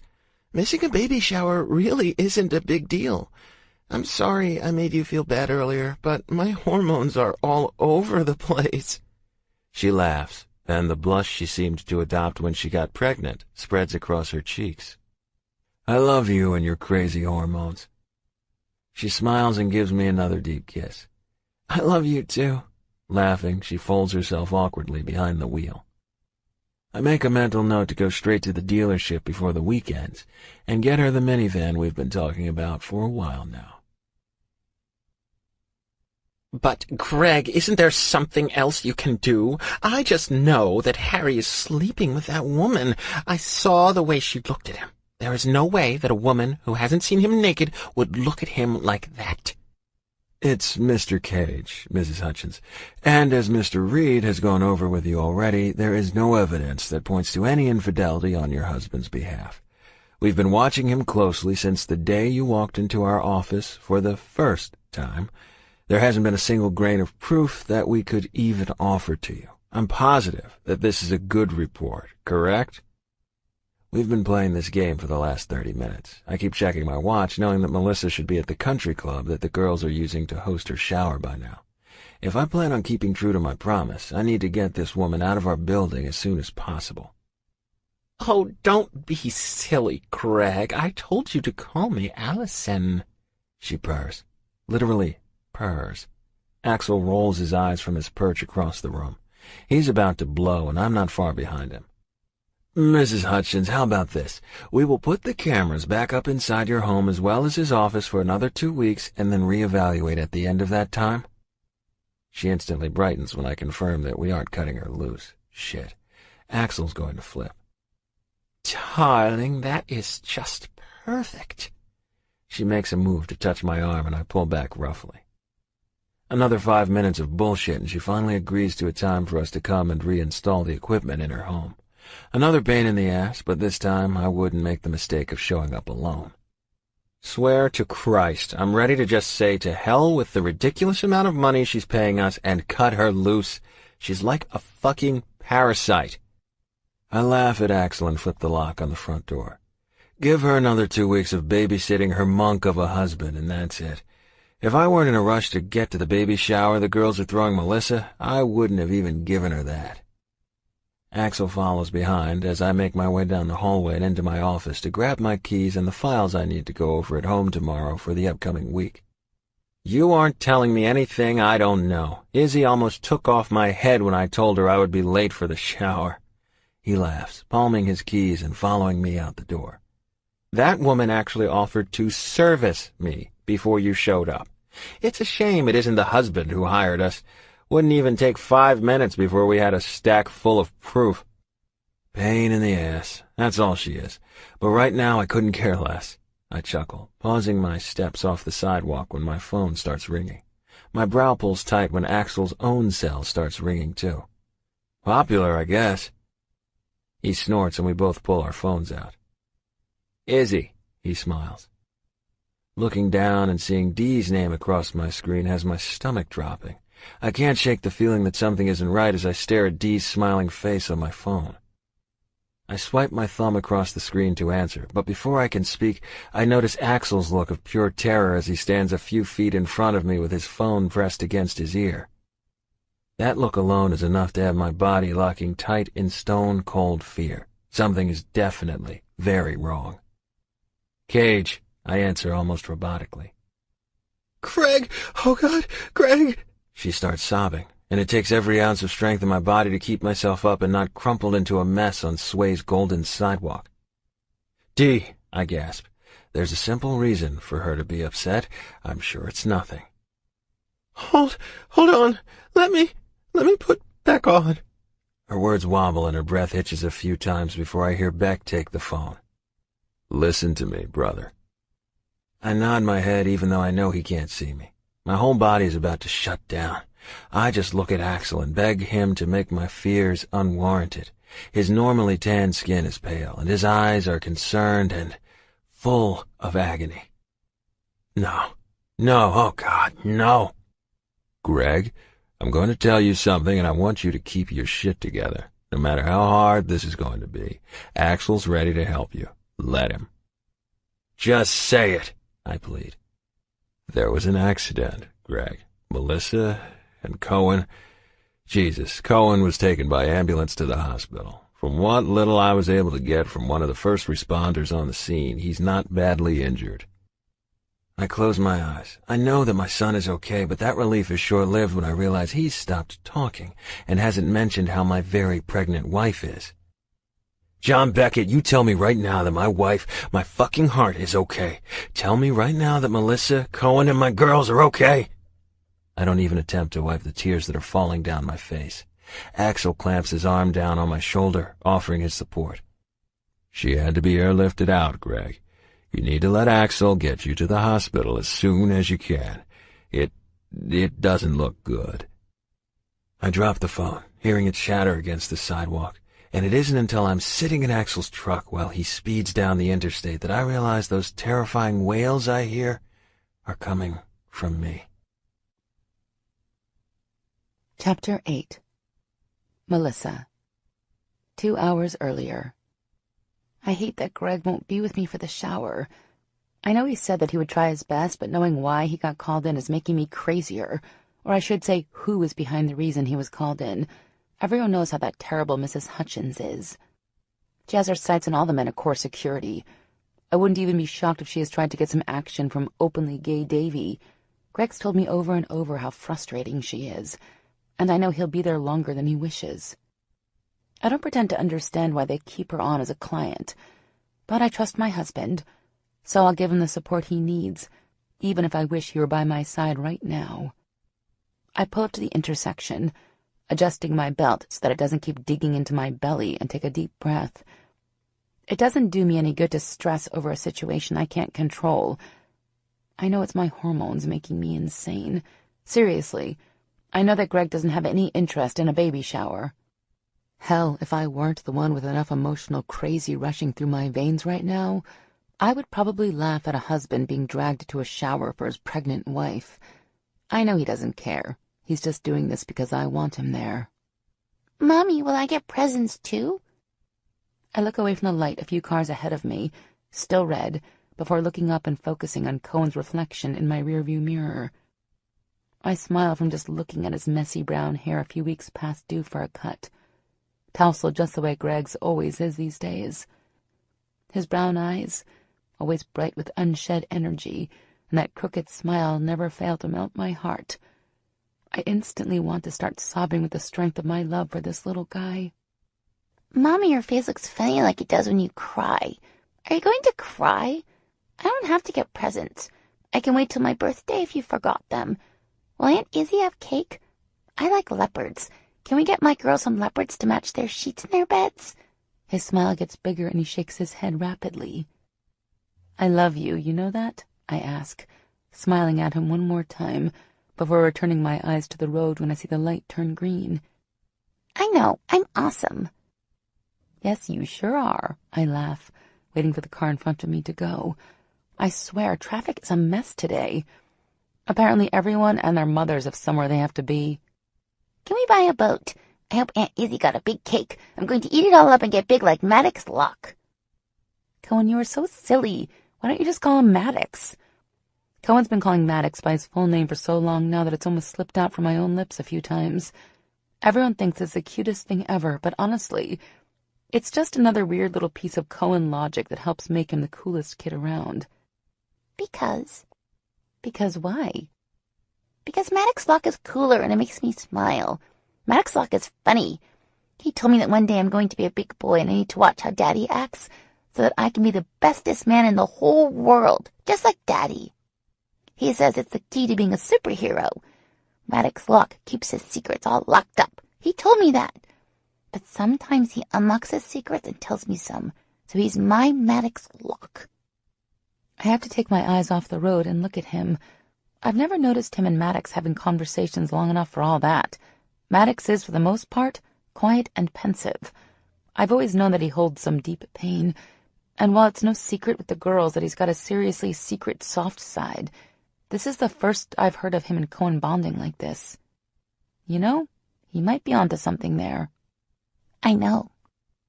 I smile, focusing my attention back on the road when we finally start making some progress through the intersection that's been backed up for a while now. Ugh, they need to do something about all this traffic, I mutter under my breath. They've been working on this intersection for what seems like years. The light that was a last-ditch effort to relieve some of the congestion seems to be making it worse. No one pays attention to anything. Right when I'm about to cross over the intersection, I hear a loud horn followed by Cohen's scream in the back seat. Checking the car in front of me, seeing that it's a good distance ahead, I don't even get my eyes to the rear view to check the one following before I see it. Just out of the corner of my eye, I see the flash of red before I hear the twisting, bending, moaning, and screaming sounds of metal and glass colliding. I can feel the tiny pieces of glass that fly from my window piercing my skin. My seatbelt pulls tight and digs into my skin. Every inch of my left side is on fire, burning in a way that makes my vision dim. It takes only a second, but in that second, I think about the little boy in the back seat, praying that he's okay and unharmed. I pray that the little girls still growing in the safety of my belly aren't affected, and I think about the handsome man who isn't going to be okay if anything happens to his family.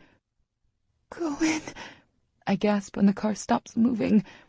My brain fights to understand where I am and why I can't open my eyes, fighting every single fiber in my being that tells me to just let go and fade away. I struggle to stay awake. I try to fight the pain and the fear. I beg my body to move, to stop just lying here and get to Cohen. He needs me, and I need to know he's okay. I know it isn't going to be long now. I can feel my body slowly going numb, and the overwhelming pain starts to wash away when each part of my body becomes a stranger to me. My eyes keep rolling around in my head like they aren't attached anymore. My vision fades from color to black and gray, the webs of nothingness closing in and pulling me away. "No, Cohen, love." Right before I feel the numbness crawl into my head, I hear the sweetest sound in the world. I hear Cohen return my love, and even though he's crying, I know he's alive and that he knows that I love him. Chapter 9. Greg. The ride to the hospital is a complete and total wash. I don't see a single mile. I don't feel anything except soul-crushing pain. My family, my reason for living, is beyond my reach, and I wasn't there when they needed me. My mind passed rational thinking about 10 miles ago. Beck's words still echo like a badly scratched CD through my mind. Accident. It doesn't look good. Airlifted. I can feel the fear taking over. It doesn't matter how many times I beg and plead, pray and beg some more. I feel like I lost a piece of myself when he spoke those words. Not knowing and fearing the worst, but grasping onto that sliver of hope that keeps bursting through the darkness is the only thing keeping me from crumbling. That and knowing that Cohen's going to need me, and I'm going to need him. "We're almost there, brother." Axel doesn't need me to respond. Hell, I'm not even sure if I could at this point. The second I see the turnoff for the hospital, I sit a little straighter in the seat. When I see the brick of the building pop through the trees, I lift my hand to the door handle. The second I feel his truck slowing, I unsnap my belt. And right when I see the doors to the emergency room, my door's released and I jump from the cab.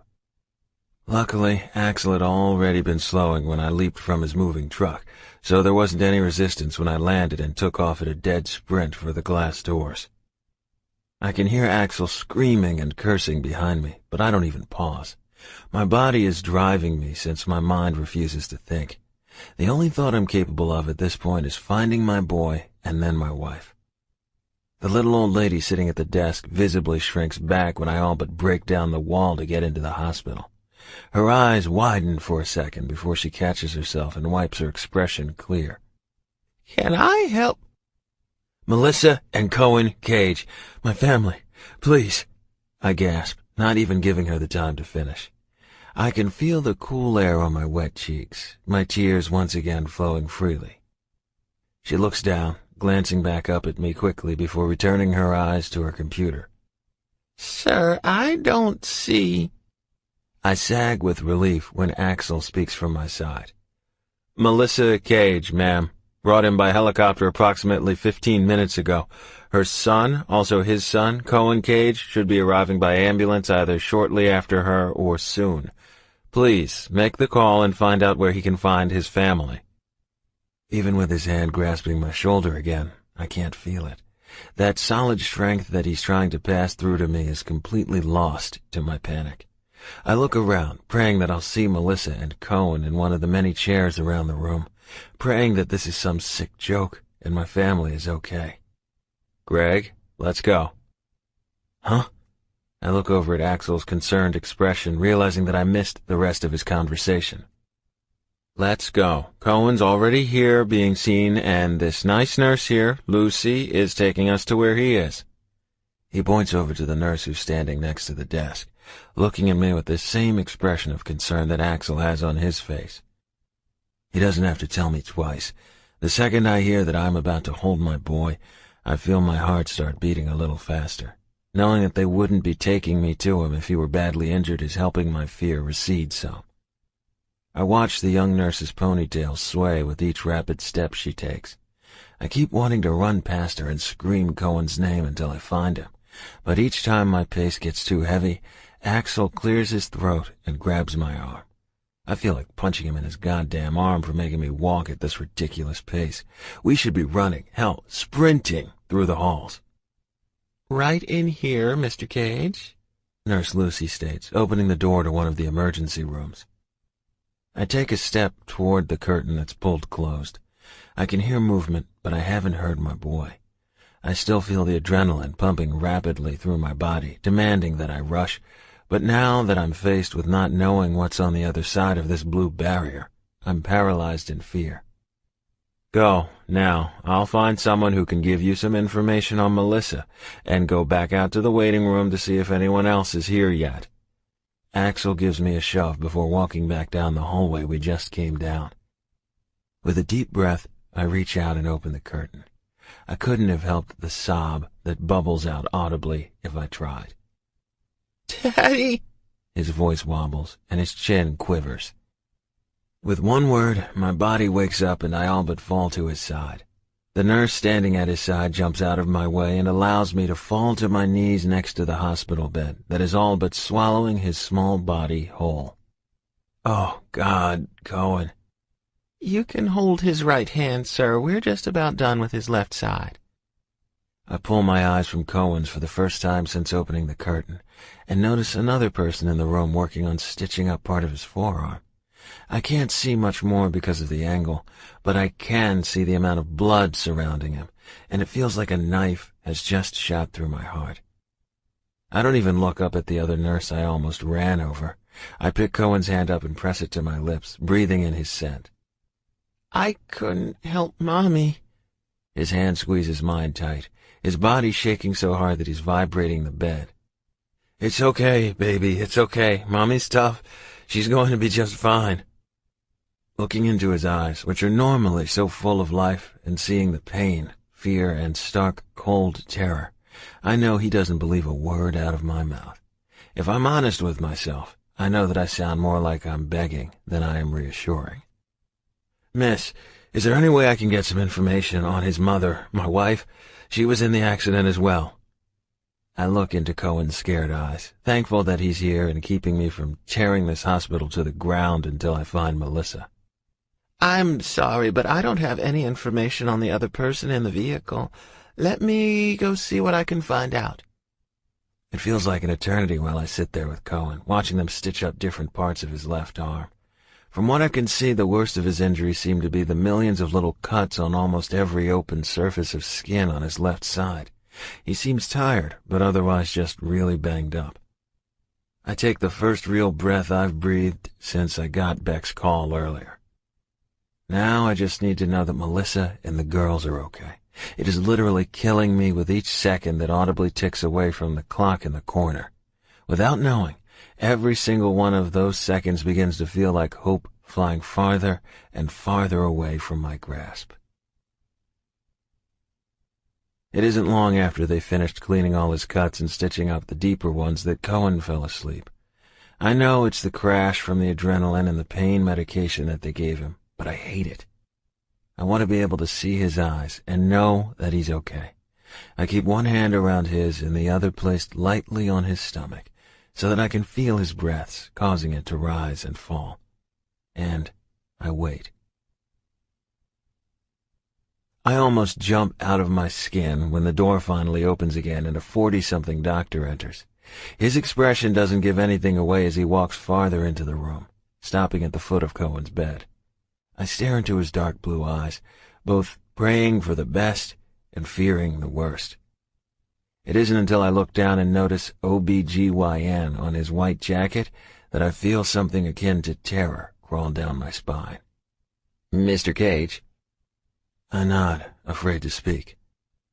I'm Dr. Lowry. I know you're asking about your wife, and I apologize that I don't know more. About 2 hours ago, I performed an emergency cesarean section on your wife. My job was to quickly deliver both of your daughters safely, and the last I heard, your wife is still in surgery. Both of your daughters are stable and in the NICU. Mr. Cage, I know you and your wife were told about the possibility that she wouldn't make it to term, but it's going to be a long road ahead for your daughters. I close my eyes, feeling my despair fall one tear at a time down my face. I listen to every word that Dr. Lowry speaks. Steroids, feeding tubes, antibiotics, nasal CPAP, and monitors. I hear the words, but I don't understand them. My girl shouldn't be here yet, and no matter what he said earlier about Melissa being in surgery, the only thing that I can focus on is that if my girls had to be removed from their mother early, how badly is she injured? See your daughters shortly. I'm sorry. I have to force myself to look back up into his knowing eyes. He smiles kindly and takes another step into the room. I spoke with your son's doctor before coming in. He's lucky, and they'll be discharging him within the hour. We'll get you up to see your daughters shortly, Mr. Cage. I just nod my head and watch him turn and leave. My mind is refusing to make sense of everything that's happening around me. The only thing keeping me from running through this whole damn building until I find Melissa and my daughters is the little banged-up boy sleeping in front of me. With a deep breath and another silent prayer, I wait again. With every minute that passes and still no word on Melissa, I feel more and more of my soul being stripped from my body. That hope I had earlier has become so small that I almost can't feel it anymore. In the last hour, I've had nurses come in to check Cohen, and Axel come back to update me on who was here to tell me the same thing each time. No one will tell him anything. I've filled out 1,000,001 pieces of paper, and now I just keep staring at the 2 bracelets the last nurse attached to my wrist. I finger the bracelets, watching them spin around my wrist, and once again fight the urge to take off on a hunt for my family. My daughters, my girls, are here and fighting in some cold and sterile room. They're fighting to live, and there isn't a damn thing I can do to protect them. Every instinct in my body is telling me to go into protector mode. My wife, my beautiful and loving wife, is somewhere within these walls, and the unknown is tearing me apart. Daddy? Cohen's soft whisper has me dropping my hands and looking over at him. Will Mommy be okay? His chin starts to tremble slightly. See, man, can I tell you a secret? He nods his head, a few tears slipping past his lids. I'm going to teach you a trick. Remember when I told you that we always protect the women we love? Well, Mommy and your sisters need a special kind of protection. They need us to keep strong and share our strength with them. Every time you think about your Mommy, you give her just a little more strength. And when you tell her you love her, it's even stronger. So right now, we're going to sit here and we're going to talk about every single thing we love about your Mommy. And when we finish with that, we're going to talk about every single thing we can't wait to show your sisters. Then it won't be long before they have so much strength that they just can't help but get better. And that's just what we do. I hold his little hand and we talk about every single thing we love about Melissa until they finally release Cohen from their care. I hold it in, but deep down I feel the bone-deep fear that I have no control over the outcome. With my son in my arms, we walk out of the exam room and follow the nurse up to the NICU, where I'm told a doctor will find me shortly with news on the babies and Melissa. My heart is somewhere in this hospital, and I can only hope and pray that everything will be okay.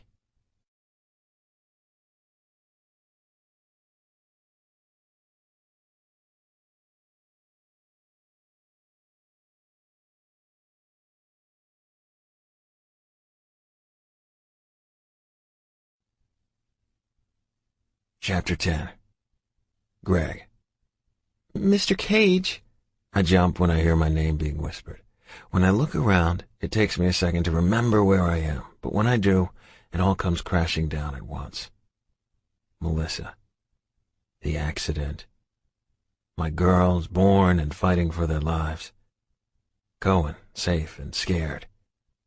Everything I thought set in stone for our happy lives together is hanging by a thread. I'm sorry, sir. I didn't mean to startle you.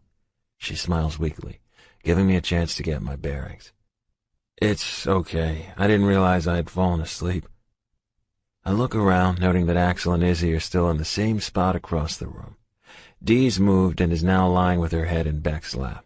Asher is pacing, no doubt having a hard time being in the hospital so soon after losing his brother. Sway and Davy are seated in chairs, silently holding hands and waiting for the nurse to start talking. Fortunately, Chelsea took Cohen home with her. It had been almost impossible for me to let him go, but I know he needs to be able to sleep, and I need to be able to be here for Melissa. Would you like to come and see your daughters? I apologize for not being out here sooner.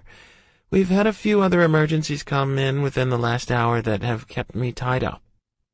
For the first time since I got the call from Beck earlier, I feel a little bit of hope wash over my body. Yes. I clear the emotions threatening to bubble over the top with a cough. Yes, please, I need to see my girls.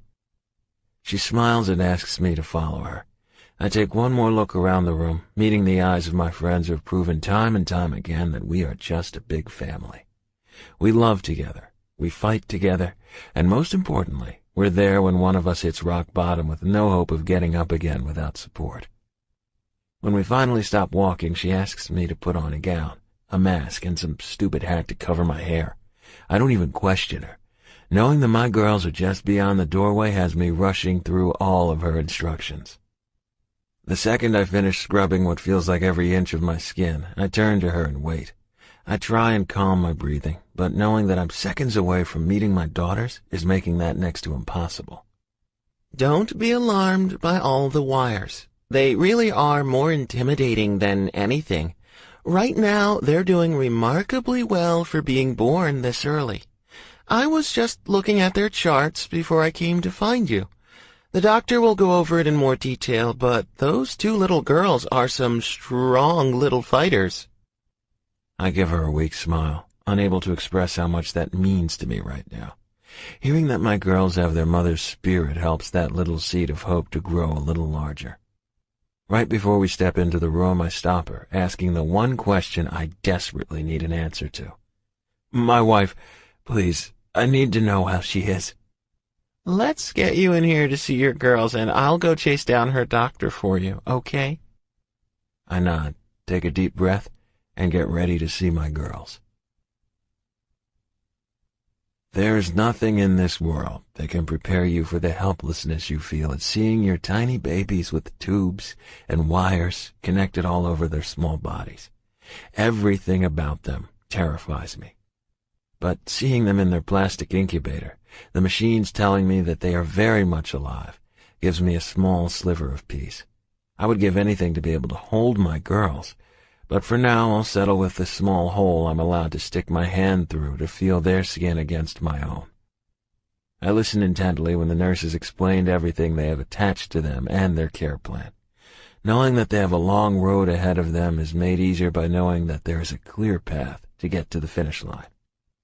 I spend the next 30 minutes in there looking at my princesses and stroking their tiny arms and hands, both just a little over 3 pounds of perfection, and giving my heart over to 2 more people. I can't take my eyes off them, but when I hear a throat clear behind me, I finally allow myself to step away from my girls. Mr. Cage. I look down at his lab coat, Dr. Walsh.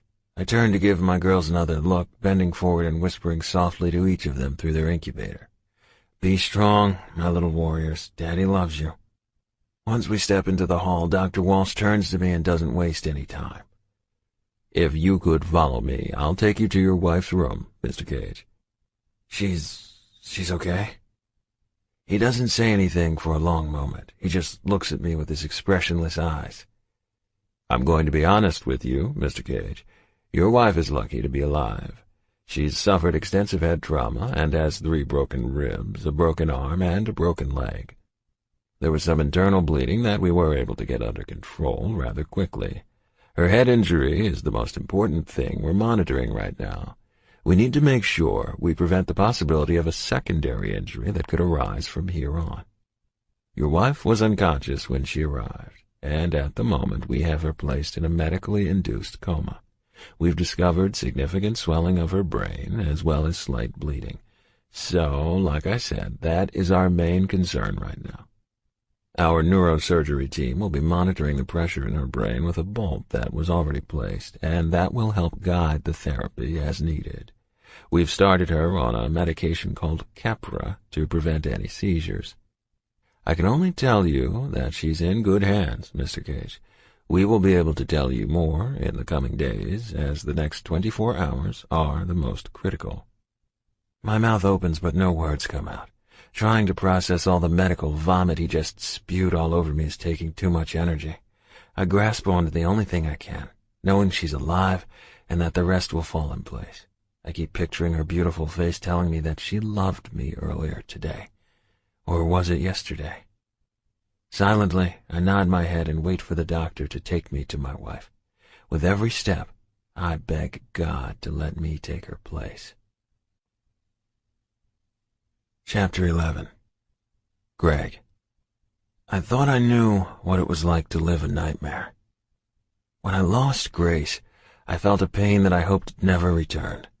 When Cohen was kidnapped, I felt a hopelessness that crushed my soul. When I saw my little girls, so achingly small, fighting for each breath, I felt a fear I'd never known I could possess.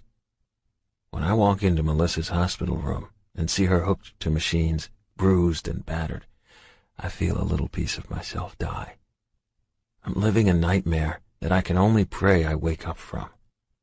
It's hard to put into words how you feel when you see the love of your life like that. I watch her chest rise with each breath, giving me the reassurance that she's still with me. But looking at her, so obviously broken, has my knees buckling before I had made it more than 5 feet into the door. I feel the doctor pause, waiting to see if he needs to assist me, but I wave him off. Dropping my hands to the floor and letting my head hang, I pray. I scream and plead once again for God's mercy. I can't lose Melissa.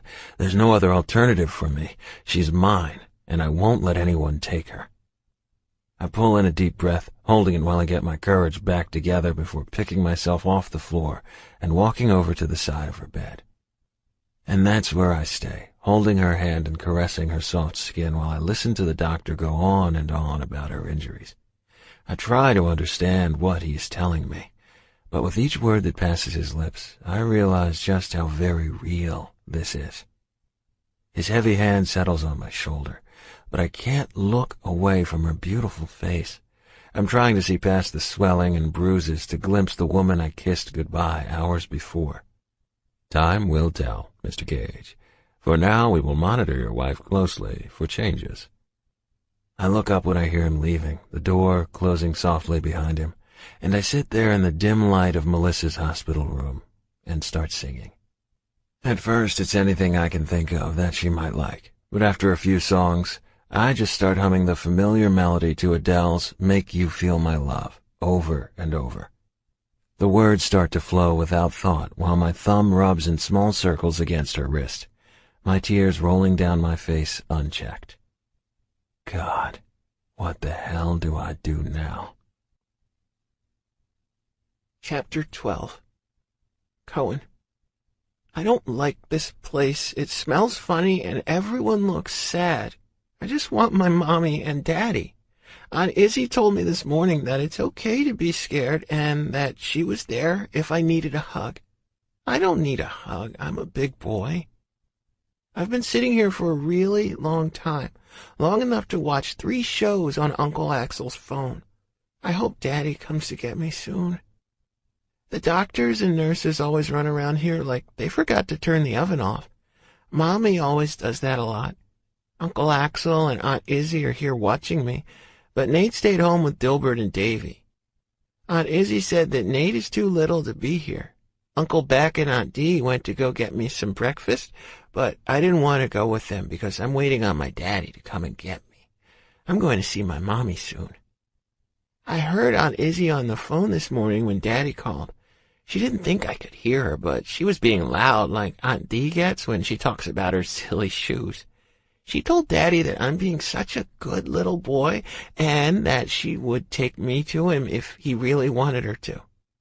It's been almost 2 weeks since my mommy went to sleep and Daddy started sleeping at the hospital with her. I don't know how long that is, but that's what Aunt Izzy said. It feels like a really long time. I miss them, but I don't tell anyone because I'm being strong like Daddy. I don't know why I wouldn't want to go to my daddy. He makes everything okay. I want to yell at Aunt Izzy when she calls me a little boy. I'm not a little boy. I'm a big boy, and I'm going to use all of my powers to make everything better. Last night, I came to see Daddy, and I really didn't want to leave. My side still hurts, and I'm itchy where they had to tie my skin with little strings after Mommy's car broke. Mommy would have made it not hurt anymore. Aunt Izzy doesn't kiss my boo-boos like Mommy does. Now I'm sitting here in the stinky hospital waiting on my daddy to come and take me to see my girls. No one will tell me where my sisters are.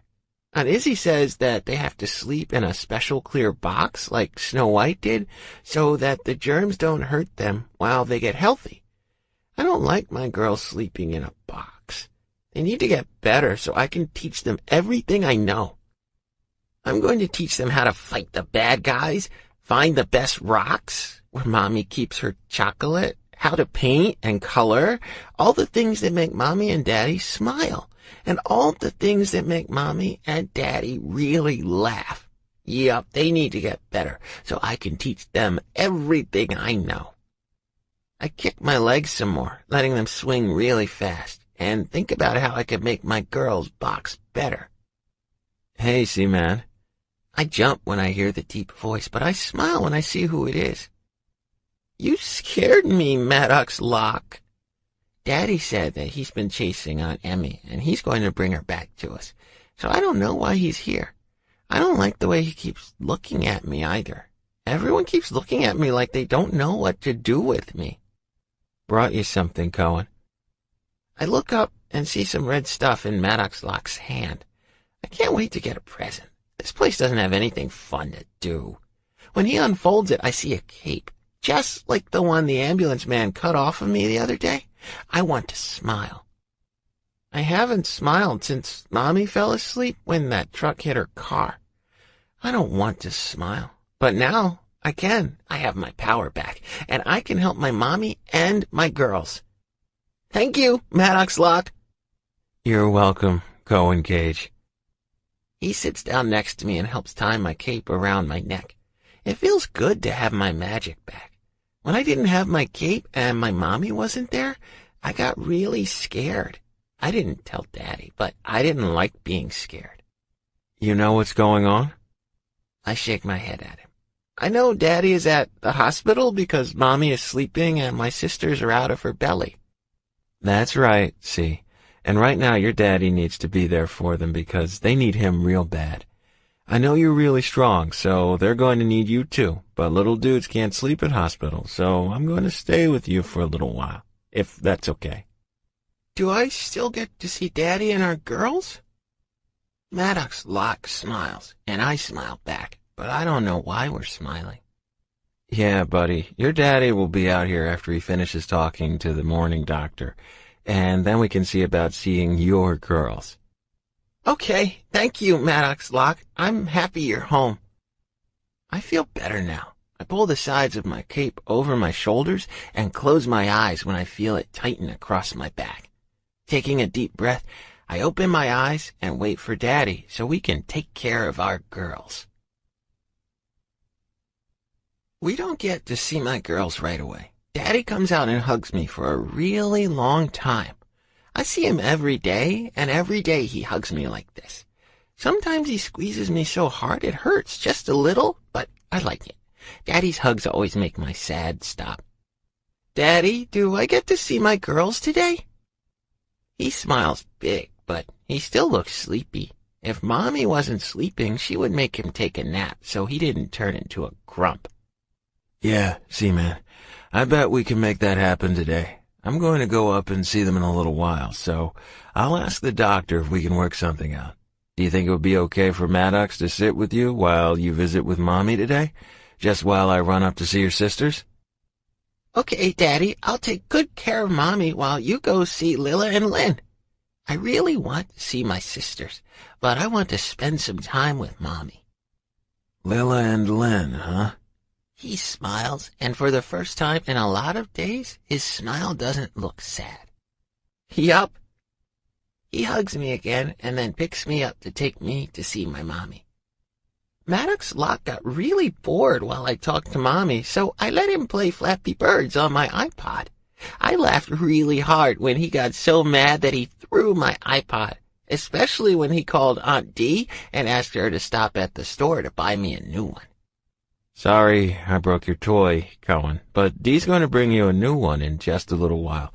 Hey, why don't we keep this between us?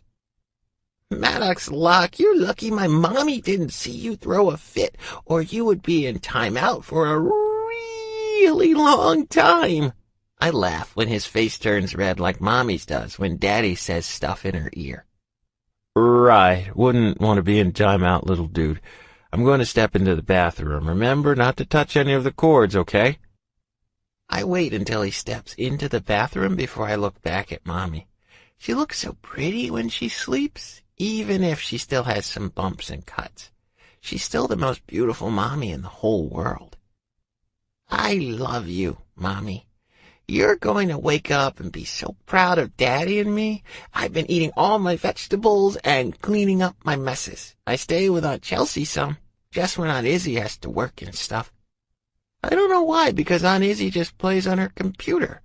Aunt Chelsea doesn't really know what to do with me all the time. She cries a lot too, but says it's hormones. I haven't heard of those before, but I hope I never get them. I wish you would wake up, Mommy. She doesn't wake up. I keep wishing she would, though. I'm going to see my sisters soon. Daddy said they are really small, but I'm still going to love them.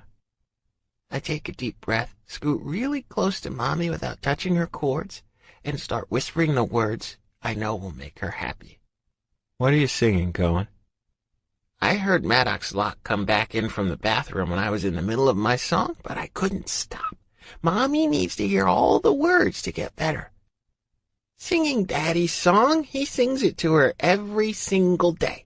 He told me that Mommy can hear him singing and she will know how much he loves her, so I'm singing Mommy his song so she knows how much I love her. Did you know that our love is going to make her all better? I smile big at Maddox Locke because I know I'm right. Soon she's going to wake up and it's going to be because of our love. You know, I think you're onto something, little dude. Why don't you teach me the words so I can help you out? I don't know how long we sit here, but Maddox Locke helps me sing Daddy's song to Mommy so many times, I get so tired, I fall asleep. Chapter 13. Greg. I have to stop at the door of Melissa's room before entering when I hear Cohen's words to Maddox. It never fails to amaze me just how perfect my son is. I can't imagine how he is feeling through all of this. Not only with Melissa's situation, but with having to stay with Izzy and Axel, sometimes with Chelsea, for the last 2 weeks. He hasn't complained, not one damn word, but deep down, I know he's scared. Hell, I'm scared out of my fucking mind. If I could keep him here with me every second, I would, but between Melissa and the girls, I'm stretched thin. There are 2 floors between us, but it feels like an ocean. This morning I got the best news I've received since this nightmare began.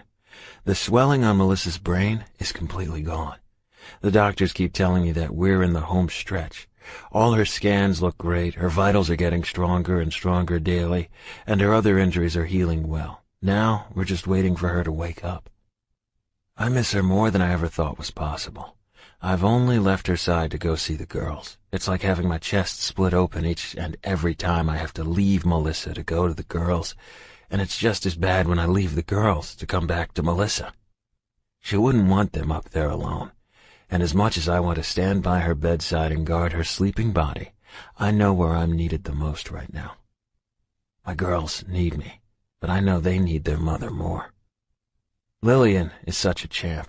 She definitely takes after Melissa with her fighter's spirit. She's been the one I know, in my gut, I don't have to be concerned about. Even in this short time, I can see little differences in her. She doesn't look as tiny and breakable as she first did. Don't get me wrong, though. She's still so little I'm afraid to breathe around her, but she's a born fighter.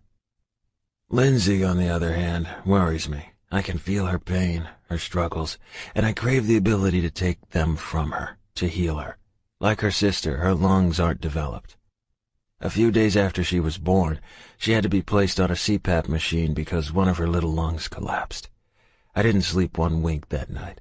She's been able to come off of it now, but that still doesn't stop my fears of something else going wrong. Luckily, she seems to be turning a corner. Our most recent struggle is her reflux and her inability to gain weight. This morning I had more good news from the doctors when they said that Lindsay hadn't had any episodes and kept all her feedings down. Thank Christ. I do what I can. I stay strong when all I want to do is break down. I visit all 3 of my girls. I hold Melissa's hand while I sing and talk to her. I reach through the girls' incubators and run my finger across their silky skin, avoiding all the wires, singing softly to them and telling them how much we love them. Hey. I look up from where I was staring at my feet and meet Maddox's hard but sad eyes. He's never been one to show his emotions, but he would have to be completely heartless to be unaffected by this whole situation. Hey, I breathe. How are you feeling? And don't give me any shit, Greg. There isn't any way in hell that you're this calm on the inside. He props up against the wall next to Melissa's door and just waits. I could ignore him like I've ignored everyone else but Cohen. I'm falling apart, brother. I've had to keep my shit locked so tight I feel like someone locked me in a cage and threw away the key. Part of me wants to let loose, uncage the beast I can feel pacing inside me. I want to run through the halls demanding answers and quick fixes. God damn, I just want my girls better, and all of this to just be one big nightmare. He doesn't say much for the longest time. He just presses his lips into a thin line. If it weren't for the rapid drumming of the veins in his neck, I would think he's the picture of calm and collected. But I know better. I know how much it costs him to just be inside a hospital. You remember how it was after I got hurt? You can't rush these things, Greg. And as much as I wish you could, well, she'll wake up when her body is ready. Doctors are telling you her brain is ready, scans are showing she's ready, but mentally she's locking herself up tight until she is ready. I don't talk about what it was like for me all those months in the hospital after the attack. You know, because you were on my team, but the only reason I pulled through was because I thought I had a reason to wake up. Keep talking to her and remind her why she needs to come back. I haven't heard Maddox speak about the bombing that essentially ended his military career for years. Hell, it's probably been close to 10 now, but damn if it doesn't give me a spark of hope. You know, I don't know how you always know the right shit to say, but thank you. I've been struggling, man. Struggling so hard I don't even know how to get past this bump in the road. I feel like I'm letting everyone down, even Cohen. God, Maddox, he's been so brave, and I can't even offer him any kind of promise that his mother and sisters will be okay. How the hell am I going to get past this shit? That's the easy part. Hike your goddamn big boy panties up, and you be the hero that little boy knows you are. Daddy? I jump slightly when I hear Cohen's voice, my brows creasing in concern when I hear his tone. But the second I see his eyes shining with hope, I push myself off the wall and drop down onto my knees in front of him. Hey, Seaman, are you okay? Daddy, he whispered so softly that I almost didn't hear him. Cohen? I questioned, starting to panic slightly. Daddy? Tears began to pile in his lids, causing my heart to beat at a pace so rapid I fear it might pop right out of my chest. I feel Maddox move past me into Melissa's room, but keep my eyes focused on Cohen. It happened? His body starts shaking with his gasping breath, and I wrap my arms around him, pulling him into my arms. Cohen, please talk to me. I don't get to finish my thought because I am interrupted when Maddox rushes back into the hallway. One look at his face, and I know something has happened. I scoop Cohen up in my arms and rush past a stunned Maddox, my feet almost too heavy to pick up, but when I get into the room, I stop dead in my tracks. My chest burns. It burns so badly. I don't even attempt to stop the tears that are rapidly falling down my face. I don't even notice Cohen squirming to get down until Maddox pulls him out of my hold. It isn't until I feel his weight leave my body that I drop to the floor with a howl of relief so loud I swear the windows shake. I quickly pick myself off the floor and keep my eyes locked on the hospital bed my wife is lying on still.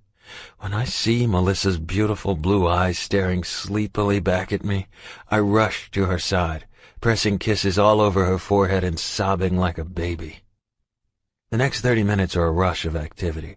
Doctors and nurses run in and out of the room. Her vitals are checked and rechecked. They move cords, unhook machines, and give her more medication. The whole time, her eyes never leave mine.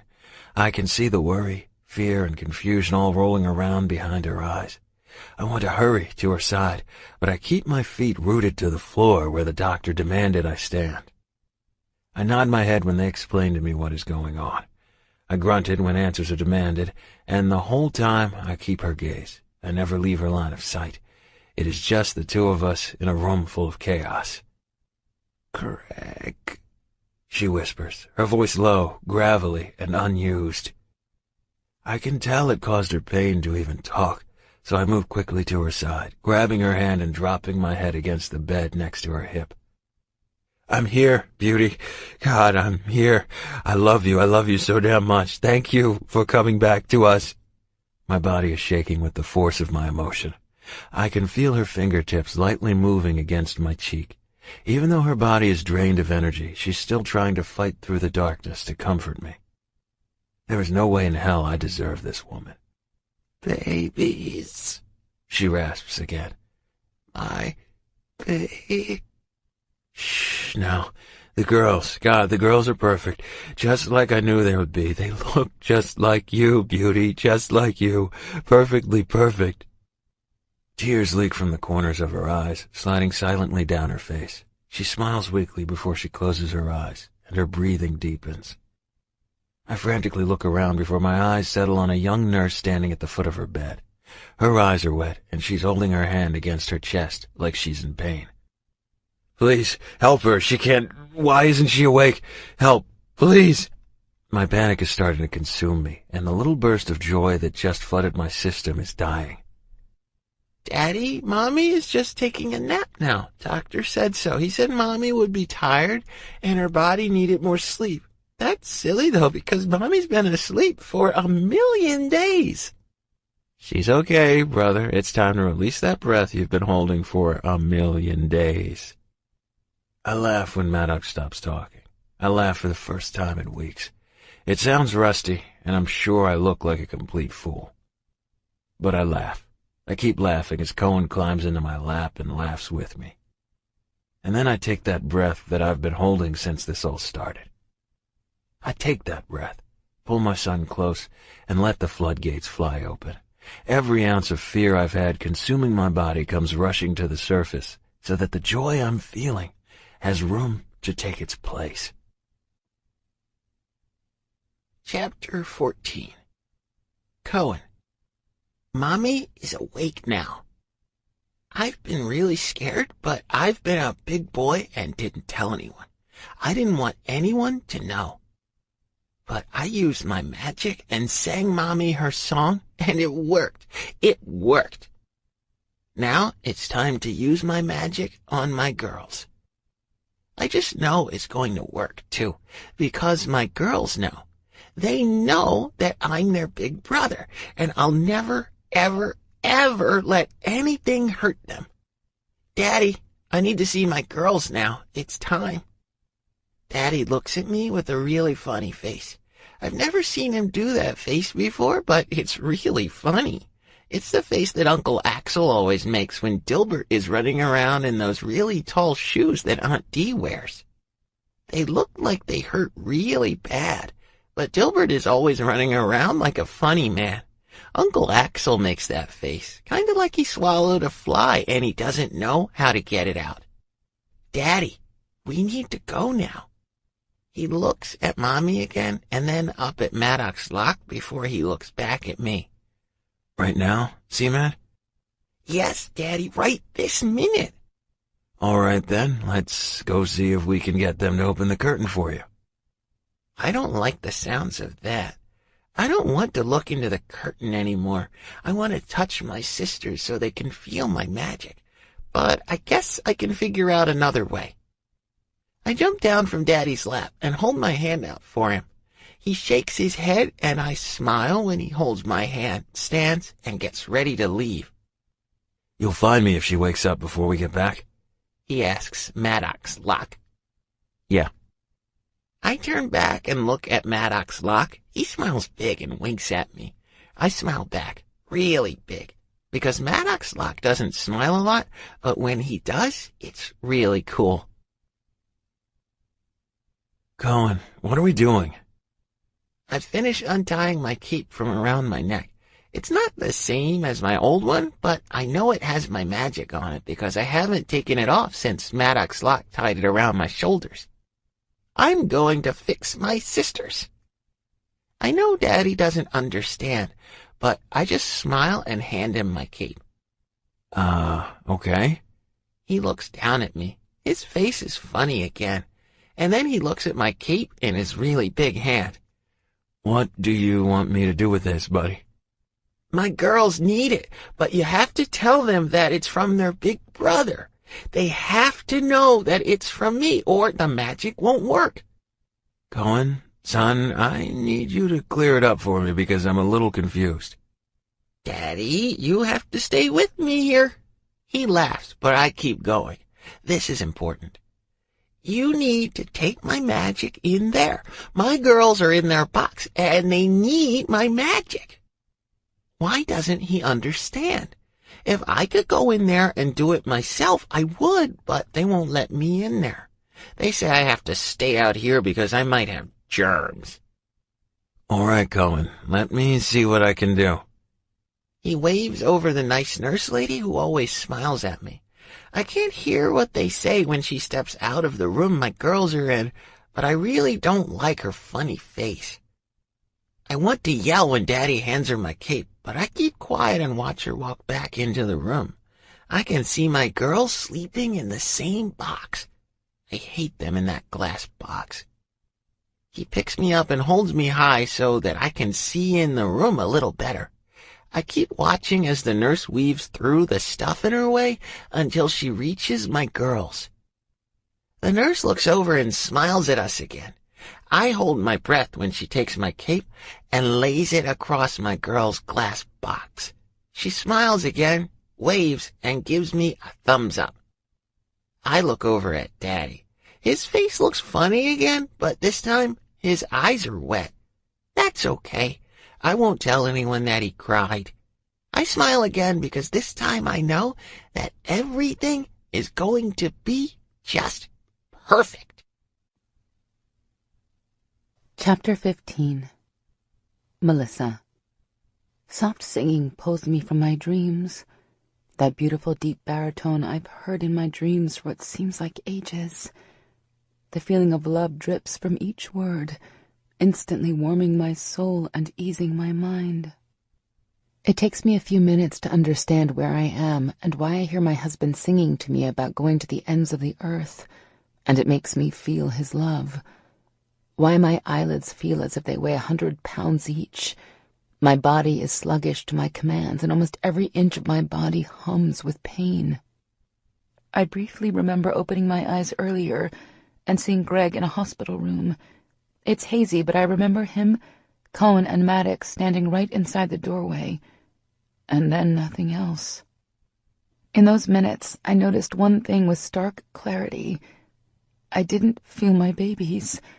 The pressure and dull pain I had become accustomed to over the course of my pregnancy, the rolling of their bodies, the jabs and kicks, all of it was gone. I can feel my panic starting to peak, knowing that there's something gravely wrong if my babies aren't here. Oh, God. In little flashes, like a projector playing slides of my last moments of consciousness, I remember Cohen being Cohen, making me laugh with his innocence and wonky train of thought, looking up in the mirror to meet his smiling eyes, driving through the green light and that terrible sound of horns and colliding metal, screams from my boy and his sobbing voice telling me he loves me. Then it all fades to black. Cohen, my sweet boy, where is my sweet boy? Oh, God, my girls. It's too early for them to be out. They still need time. My ribs burn when my panic starts to escalate. I hear beeping speed up, and those words that were singing earlier stop abruptly. Then I feel him. His hands hold my head between them, his warm breath fanning across my face when he speaks, calming me instantly.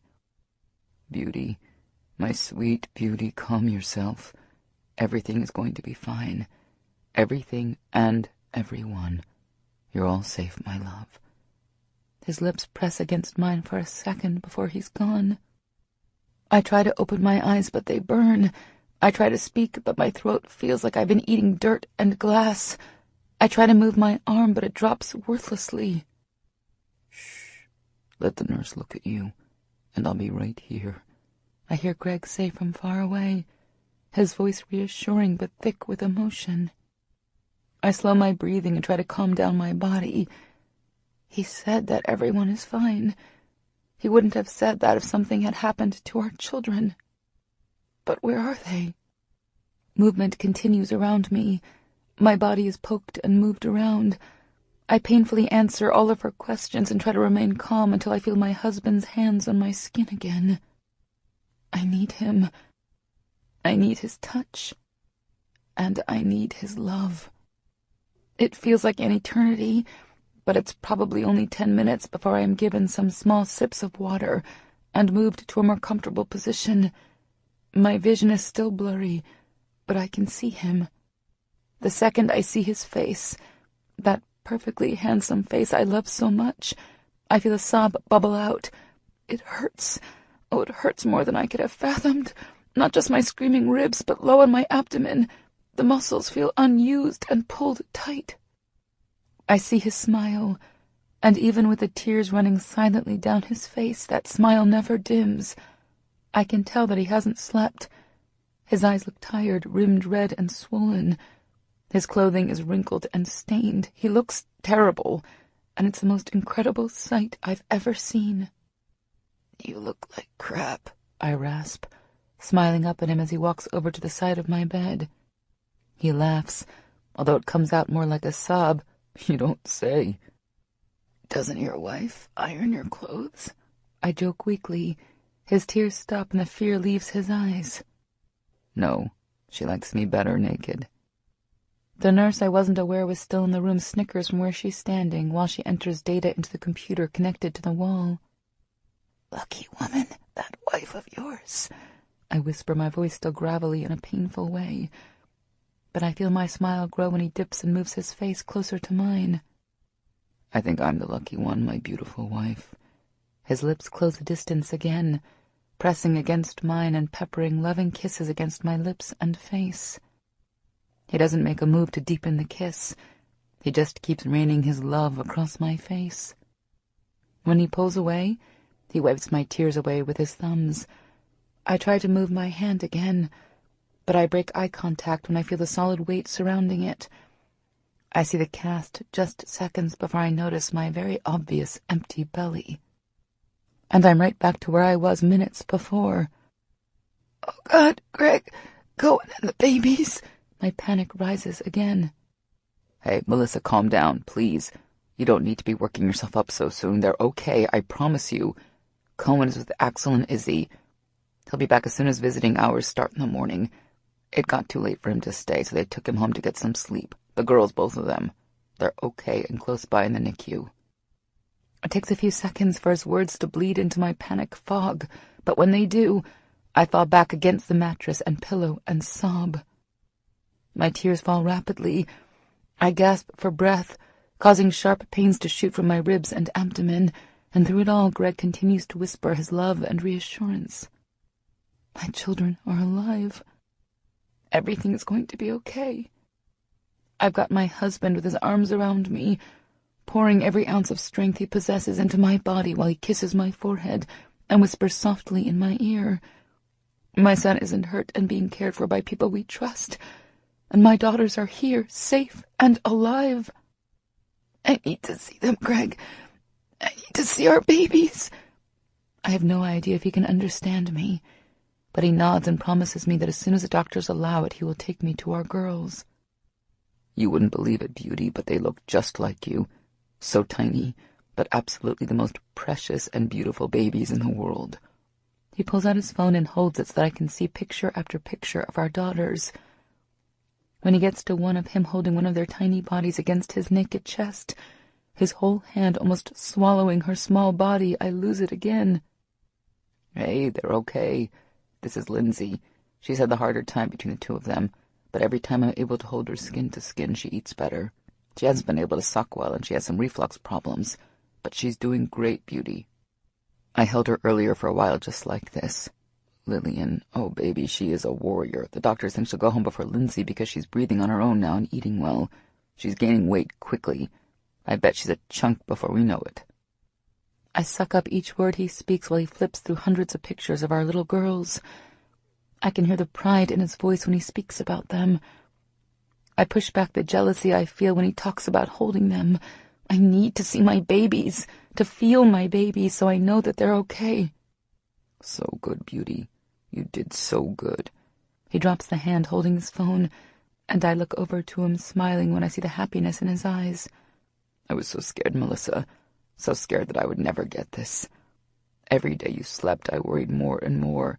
The doctors kept telling us that you would wake up when you were ready, but God, I was so scared. How long was I out? It feels like I just went to sleep hours ago, but the way he speaks, it's been a lot longer. 2 weeks. 2 long weeks.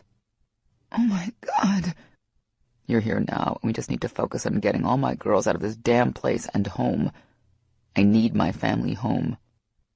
We spend the rest of the night and into the morning whispering softly to each other in between small bouts of my sleeping.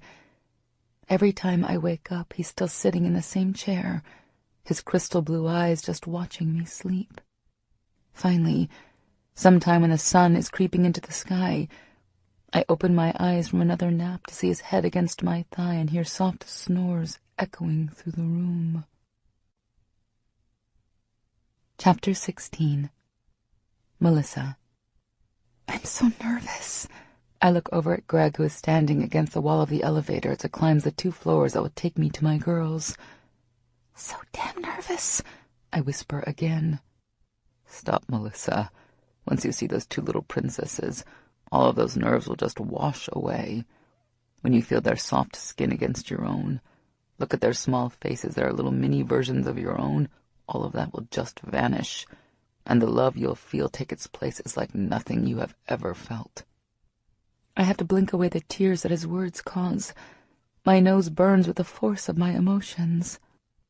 The doors open and Greg takes his place behind my chair, pushing me onto the floor where my girls are. With every step he takes, my wheelchair moving closer and closer, I feel like I can sense my girls, like my body knows that I'm nearing my daughters. We stop so that he can help me wash what feels like my whole body and push my arms through the gown I have to wear. It's hard with my cast to get everything situated, and by the time we finish, my frustration is strong. I just want to see my babies.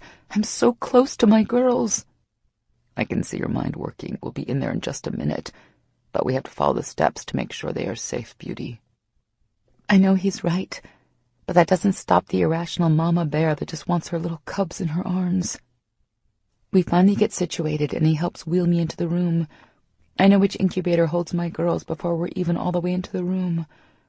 I see Cohen's bright red cape with its royal blue trim like a flag waving me home draped across one of the incubators. He wanted his magic in here. You should have seen him, Melissa. He had so much determination to get that in here so that he could save his sisters with his powers. That boy is something else. He's been amazing the last 2 weeks. So strong. That sounds just like him. I smile but never move my eyes from the flash of red in the otherwise very dull room. He pushes me closer until I'm eye level with the two little babies nestled close to each other inside the small incubator. I don't even realize I am crying until I feel Greg wiping the tears from my face. "They're beautiful," I whisper in awe. "They sure are." I just keep looking at them, taking in every single feature on their bodies as I feel the instantaneous love take over my nerves, just like Greg said it would. "I need to feel them, Greg. I need to hold my babies." He nods his head before he walks over to the nurse who is standing not that far from us and speaks softly. I can't hear what he's saying to her, and I honestly don't care as long as it gets my babies in my arms. We spend a while trying to figure out how to maneuver things so that I am able to hold my daughters. With my cast, it isn't possible to hold them both at the same time, so Greg helps the nurse place Lillian in my arms. The first time I feel her against my skin, I weep. I try to keep it together, but when that featherweight is pressed against my chest, I lose it. Greg stays close, keeping one hand against Lillian's back and the other arm draped across my shoulders. I hold her for about 10 minutes before Greg takes over and the nurse helps move Lindsay into my arms.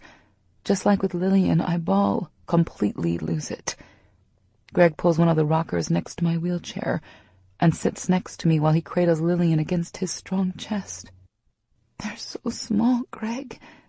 You swear they're going to be okay?" "I promise, beauty." I smile. He smiles back, leans in, and kisses me lightly. I place a kiss on Lindsay's downy head, locking eyes with Greg as he does the same to Lillian.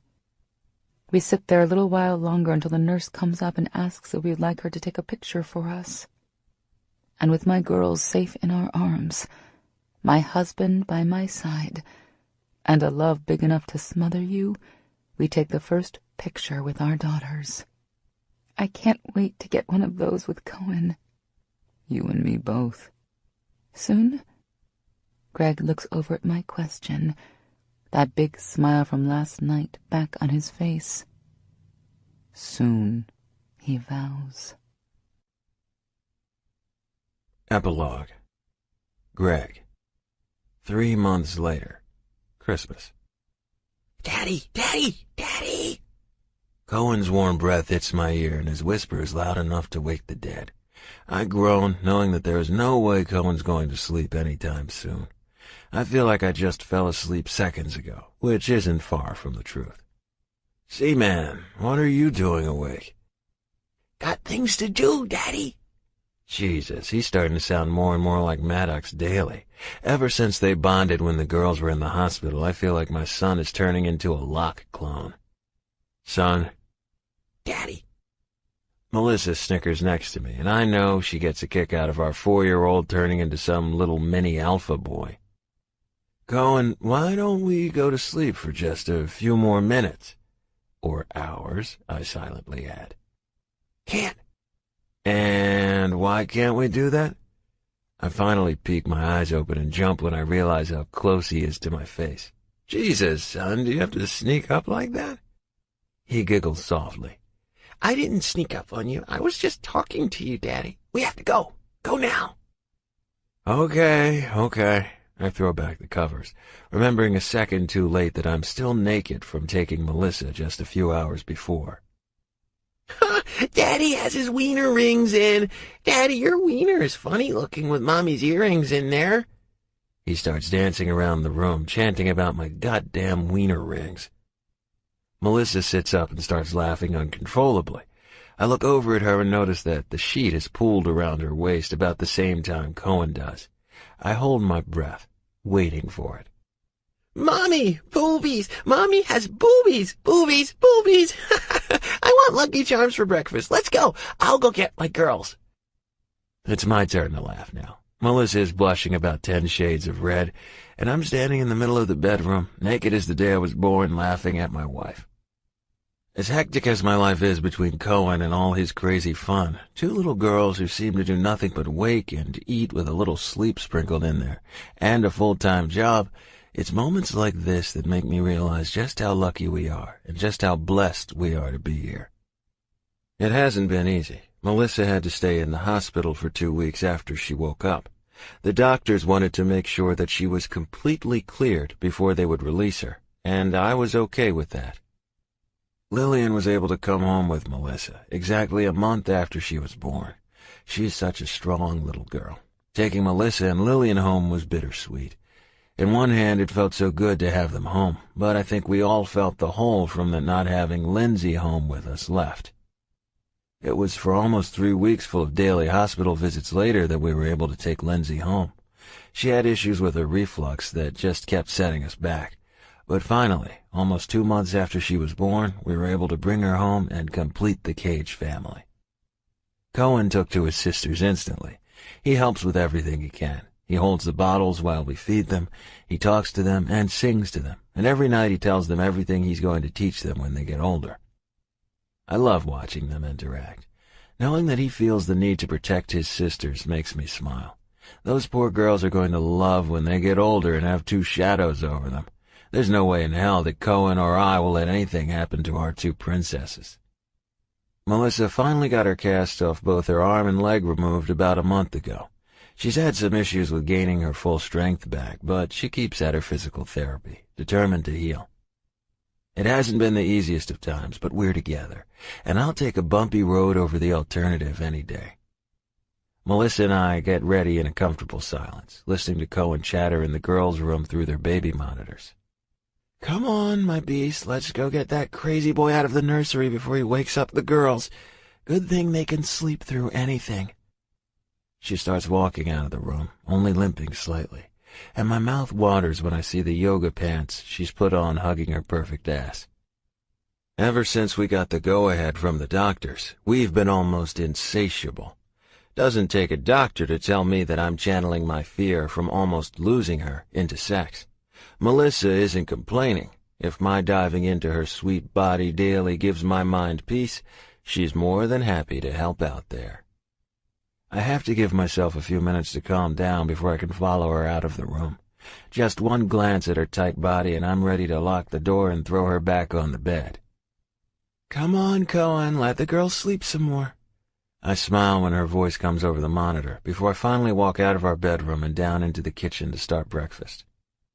They follow not long after I started cooking, and even though Cohen starts to fuss over Lucky Charms, he eats the eggs, bacon, and pancakes quickly before asking for seconds.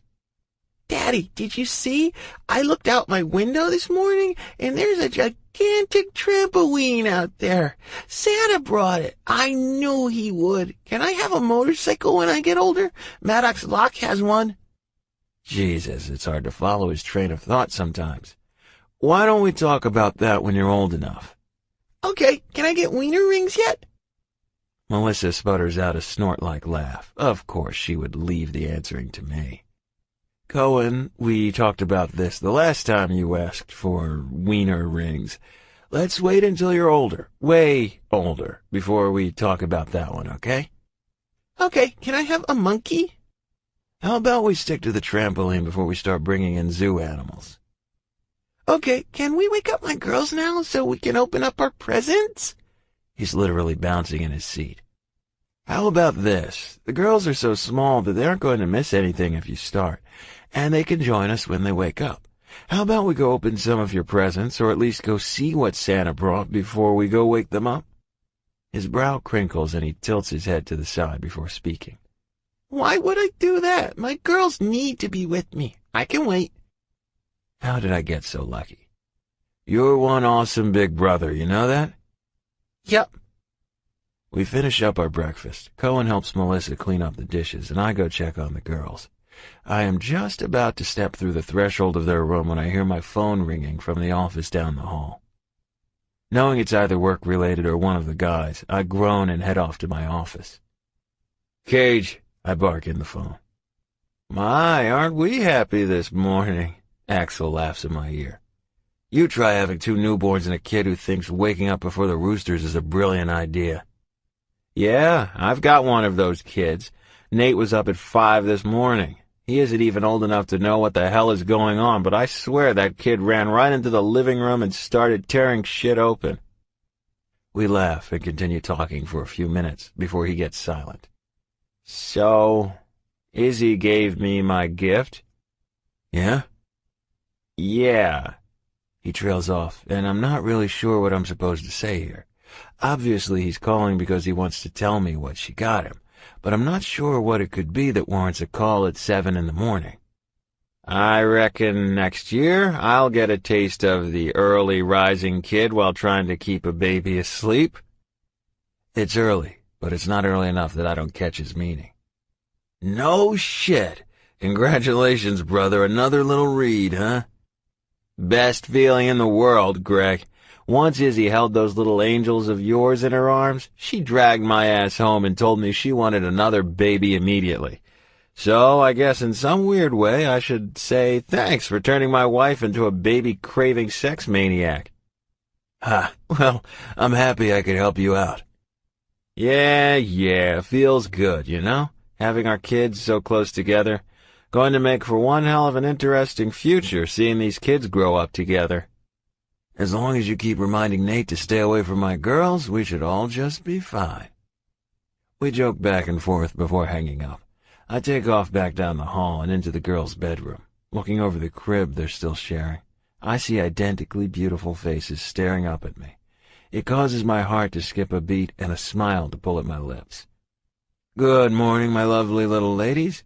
I just talked to your Uncle Axel, but don't you worry. I reminded him that you aren't ever going to be dating, so I'm sure he's talking to Nate right now about that. They keep looking up at me, and I smile, rubbing their heads before going about our routine. It takes me longer than Melissa, mostly because I don't have that magic touch it seems only mothers possess. I keep reminding them that they aren't ever going to date, and they're going to stay daddy's little girls for the rest of their lives. It isn't until later that night that I think about Axel and Izzy's new little baby coming, and I smile when I wonder about the chances that they would have a girl. Knowing Axel and his extreme protectiveness over Izzy, it's going to be funny as hell to watch him with a daughter. You ready for bed? Melissa drops down next to me and reaches over to turn off the news. Beauty, if you're coming with me, then hell yeah. Way I see it, I've got about 2 hours before someone is waking up for more food. That's a lot of time to spend between these legs. She smacks my arm, but doesn't waste a second, jumping up and rushing to our bedroom. I don't get 2 hours that night.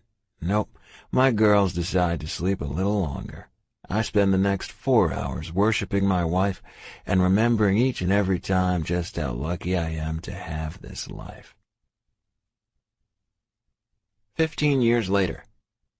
Cohen. I can't believe you're leaving tomorrow. At least Len and Lila are driving now, so it won't be so bad not having you around to take us places. Danielle looks over at me from the other side of the couch, giggling softly and knowing damn well she's going to miss more than my driving them around. I throw the game controller down next to me and look over at her. God, she really is beautiful. I should feel guilty feeling these thoughts about her. She's my little sister's best friend, practically family. Hell, her brother is my best friend. It's a line I shouldn't cross. God, that makes me feel like such a sicko. I feel like all I do lately is remind myself I shouldn't be lusting after her. She's just about to turn 15, and I'm leaving to start my freshman year at the University of Georgia. But I can deny it all I want. There's a connection I've always felt between us, want it or not. There's nothing normal about what I feel for Danielle Reed. So, that's all I am to you, huh, Danny? Just a ride from point A to point B? She blushes, and I swear I feel it all the way to my dick. I should be ashamed for feeling this way about it, for craving this girl as much as I do. I should be out running around town and sinking inside of all the chicks who want to send me off to school in style. Hell, I'm no damn saint, which really makes me feel like I'm never going to be good enough for Danny. Plus, her father would kill me. Not just kill me. He would kill me, and my family would never find the body. Yeah, Axel Reed is a man who I've always known would tear apart anyone who tried to touch his daughter. No, Co, you're more than that. A lot more than that. She blushes again and looks away quickly. Say what? Danny, I'm no good at reading between the lines. I might have 2 little sisters, but unfortunately they never taught me much about how y'all's minds work. She looks over at me. her green eyes bright with emotion, and clears her throat a few times, pushing her long raven hair behind her ears before talking. I can see the nervousness rolling off of her tiny body. Can I be honest with you, Cohen? Of course, Danny, you know that. Her eyes widen when she hears my sisters start yelling from upstairs. It won't be long before they fly down the basement stairs to where we're sitting like two twin tornadoes of sass. If you don't want those two overhearing you, now would be a good time, Danny. She blushes more. I'm going to miss you, Cohen. I know you don't look at me like I look at you, but one day you're going to come back and I'll still be waiting for you. Waiting for you to see me like I see you. Mark my words, Cohen Cage. One of these days you're going to be mine. And until you're ready, I'll be here. I'll be waiting. Before I can even get a breath in my lungs to respond, Frick and Frack come running into the room, talking about who knows what. I just sit there frozen, my jaw slack and my eyes on Danny. Before I know it, they're pulling Danny off the couch and running out the back of the house. What the hell just happened? This concludes Uncaged by Harper Sloan. Narrated by Sean Crisden and Abby Creighton. Copyright 2014 by E.S. Harper. This unabridged audiobook is published by arrangement with Harper Sloan and was produced in the year 2014 by Tantor Media Incorporated, which holds the copyright thereto. Please visit Tantor.com for more information on our growing library of unabridged audiobooks and to take advantage of special offers. Or call toll-free 877-7-TANTOR to request a catalog.